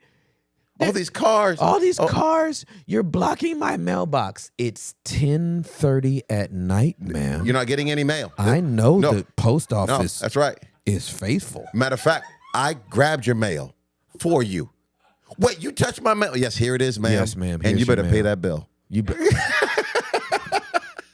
It was pink. It was pink. That paper was pink. It was pink, ma'am. It wasn't even white. I saw it, ma'am. It's your third notice, ma'am. I saw it, ma'am. Okay. Maybe if you stop looking out this window. Exactly. You better get online and you better pay that bill. That's hilarious, dog. Matter of fact, ma'am, here's some money. Here's some money. You got a Cash App? Yeah. Give me a Cash App. Let me give you a little Venmo. Yeah, bro. No. We don't understand silence is golden. Mm-hmm. It's like, and again, that Bible is my guide, right? Yeah. Jesus kept talking till he got to trial, and then he shut up. Yep. Because if he would have kept talking, it would have been a different outcome. He was not going to talk his way out of what he knew he came to do. Yeah. Yeah. So you got to just know when to shut up. Yeah, that's right. Once you've done marriage, in relationships, yes, at your job, podcasting. Oh goodness, yeah. I got to know when to shut up. Content is my responsibility. Comments are your opportunity. I was a battle rapper. I would love to clap back at everything people say in response to my content. You would have something to say to every single person? Every single person. Mm-hmm. But it would overwhelm my assignment. All of us only have a certain amount of emotional energy. I bet you. And it's for this. Yes. It's for holding. I invite people to my house. I talk to who others talk about. That's my life. My life is to sit down with who the other people talked about. My life is my life's work is to sit down and hold space for who other people made a reaction video about. They asked me yesterday, who would you like to get a dream list of people that you would like to sit with? I was like, I want some of those original dwellers that fill out those Google forms that nobody knows. I'm ready to sit back down with them. I think we've worked out how we get people in and out of our house, and so that's great. And I'm like, yeah, and then I want to sit down with Cat Williams. I want him to come to my house. I'm not gonna make a reaction video about what he said about whoever. Yep. I'm interested. I'm genuinely interested in him. In him. In him. I want to know how his upbringing informed his life. I've seen him on 5 other interviews, and I'm like, nobody's more curious than what this man said about. Yeah. How'd you get there? How did you? Yeah. What's going on? What you thinking? Yeah. Yeah. Yep. Who are you? I want to sit down with Shannon Sharp. Wow. He's interviewing everybody. Who's interviewing him? Yep. I'm curious about people. Yep. Because I can't make an informed judgment without proximity. You might say, why would anybody ever think, why? Oh, ask him. I need to ask him. What? I can't believe somebody would. Did you talk to him? Yeah, I need context. Yep. It would make sense. Yeah. You might not say it's right. That's but right. You would go, oh, I could see how you got there. So here's how I'll flesh this out. I was going to be a homicide detective. That's what I went to school for. Mm-hmm. And in the homicide division, intelligence, evidence, and sequence is incredibly important. Okay. I've watched CSI. Keep going. Yep. I can watch First 48. Okay. Watch First 48. Okay. All right. A&E. You would get a different perspective. Okay. But let's say it's 3:52. I hear 3 gunshots and I see you run across my grass. Okay. I can't go to the DA and say, I already know who shot the gun and killed the person. It was Earl McClellan. Mm-hmm. Well, how do you know it was Earl? Well, I heard 3 gunshots. Yeah, I saw him run. And then I saw him run. The DA is going to laugh me out of the office. Mm-hmm. Yeah. Why? This is circumstantial. Yeah. I was running because I heard 3 gunshots. Right? That doesn't put a gun in your hand. That doesn't give you intent. That doesn't give you motive. That doesn't give you anything without evidence. That gives me being black. That's all it gives, right? And the fact that I'm running. And the fact that a black man is trying to pin it on you, that makes me a different type of black. I won't even go into the levels. Okay.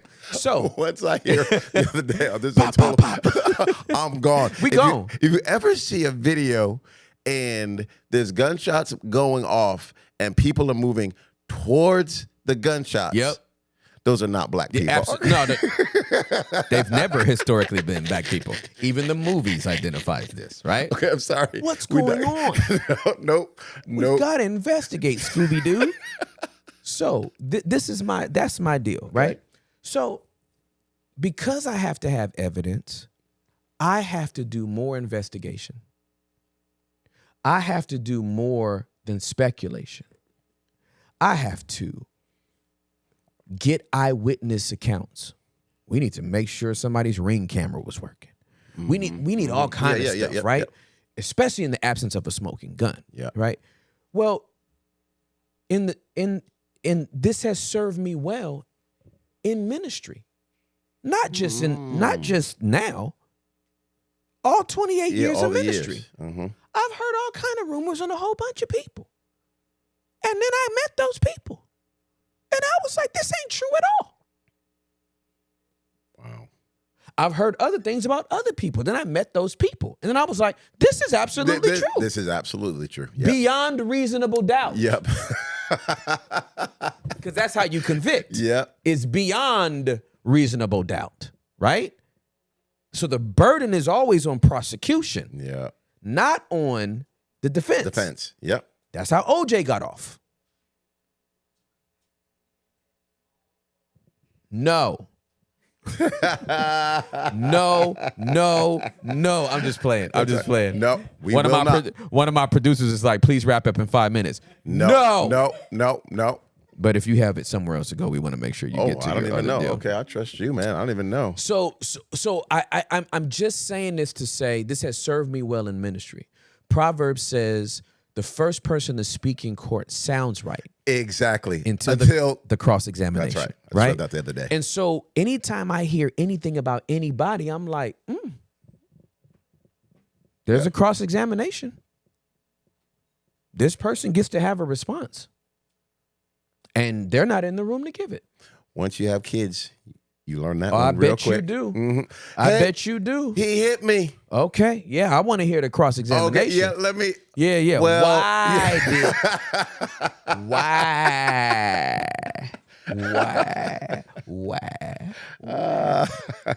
So important. It is, man. So I just think we would now. People are people are people are people are people. We can't make nobody do nothing that they don't want to do. It would just make everybody a little bit more mature and introspective if we could use silence to gain understanding. Yeah. Slow to speak. You said a whole lot right there. Yeah. When my wife and I have had disagreements, and in my head, I don't understand why in the world would she do or think or whatever. And then I ask her, I go, oh, okay. Yeah, buddy. Yeah. That makes sense. Yeah. Maybe it still hurt my feelings or maybe it still was a misunderstanding, but I go, oh. Yep. In my head, though, if I stay in my head, I can start thinking, oh, for sure. She doesn't love me. Absolutely. She doesn't like me or whatever. You know, you can start thinking all kinds of crazy stuff. She can think that about me. Well, how come he didn't or what? Yeah. But then you talk and you go, yep. Those are just a bunch of lies, ghost thoughts. Yes, These are just things. That's right. That's right. Division. Yep. Trying to bring discord, trying to pull us apart, and it happens in marriages, friendships. Yep, it's true. It happens all over the place. It's true. So I love that. Let me listen. Yeah. So I got to understand. Yeah. We try to do that in our marriage too. I want to seek to understand rather than be understood. That's right. I want to seek to understand rather than to be understood. And it can be hard when there's a lot of emotions involved. Yeah, absolutely. But when you keep that at the forefront, it helps. It helps. It makes a world take difference. you through all of them feelings. Yeah, well. Last thing, and I promise I'll shut up, because I don't know why What do we? He has a dinner. Oh, I do? Yeah, Okay. You didn't even know you had a dinner. See that? And you don't even know how long we've been sitting down I have here, no too. idea. Okay, I have no idea. Jesus. I'm loving this. This is how we talk on the phone. So this is Exactly. It is. So let me tell you how much Earl and I love each other. We don't just like talk on the phone. We FaceTime each other. That's always our first. FaceTime, and then if we can't FaceTime, then it's a phone call. It's like, I guess I'll just get the ear, right? Okay, so let me wrap up by saying this. When I was a teenager, my older brother, who's 10 years older than me, and then my younger brother, who's preceded me in death, 17 months younger than me, they both thought my parents loved me more than them. Than them, okay. Because they felt like my parents said yes to me more than them when they requested the same thing. Okay. It's not true. It's not even true. That's their perspective. Their perspective. Mm-hmm.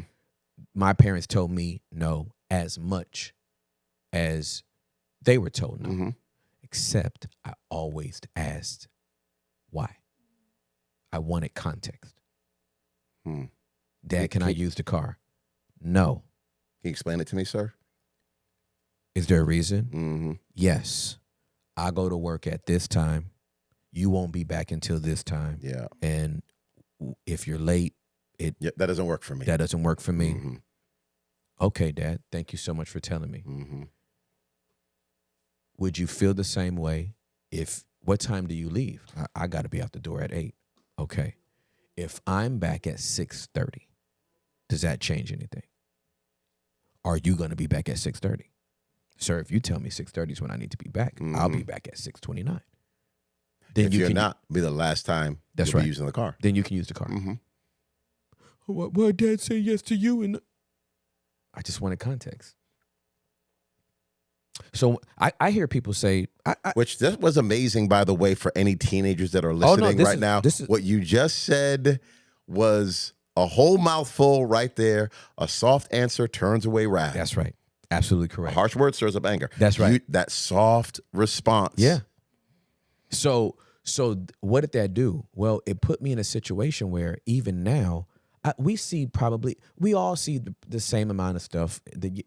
Whatever your YouTube algorithm throws at you, there's always going to be something that you're like, what? Mm-hmm. In our church circles, right? We see stuff and we're like, what was that pastor thinking? What was that pastor doing? It makes me curious, not furious. It's great. I don't have context to that. It sounds dumb in a 90-second clip. Yep. I'd never do that. Anybody's stuff sounds stupid in 90 seconds. Yeah, that's right. Right? Mm-hmm. You could be given an educational talk. The right 90 seconds, you sound crazy. That's right. Right? So it's like, I'd rather stay curious about it. And then if I have the opportunity to meet that person, cool. But to go on a crusade? Yeah. No. Over somebody's 90 seconds? That I don't know, that is not really impacting my life. Well, okay, I promise I'll shut up on this. I even though I said that for the last 3 things. But this is a thing for us, right? I would never draw attention. I would never draw my audience's attention to content I don't agree with. Because if they're into my content, they're not going to be into that content. Yep. I'm not even worried about my audience swaying to that content. Yep. It's not going to happen.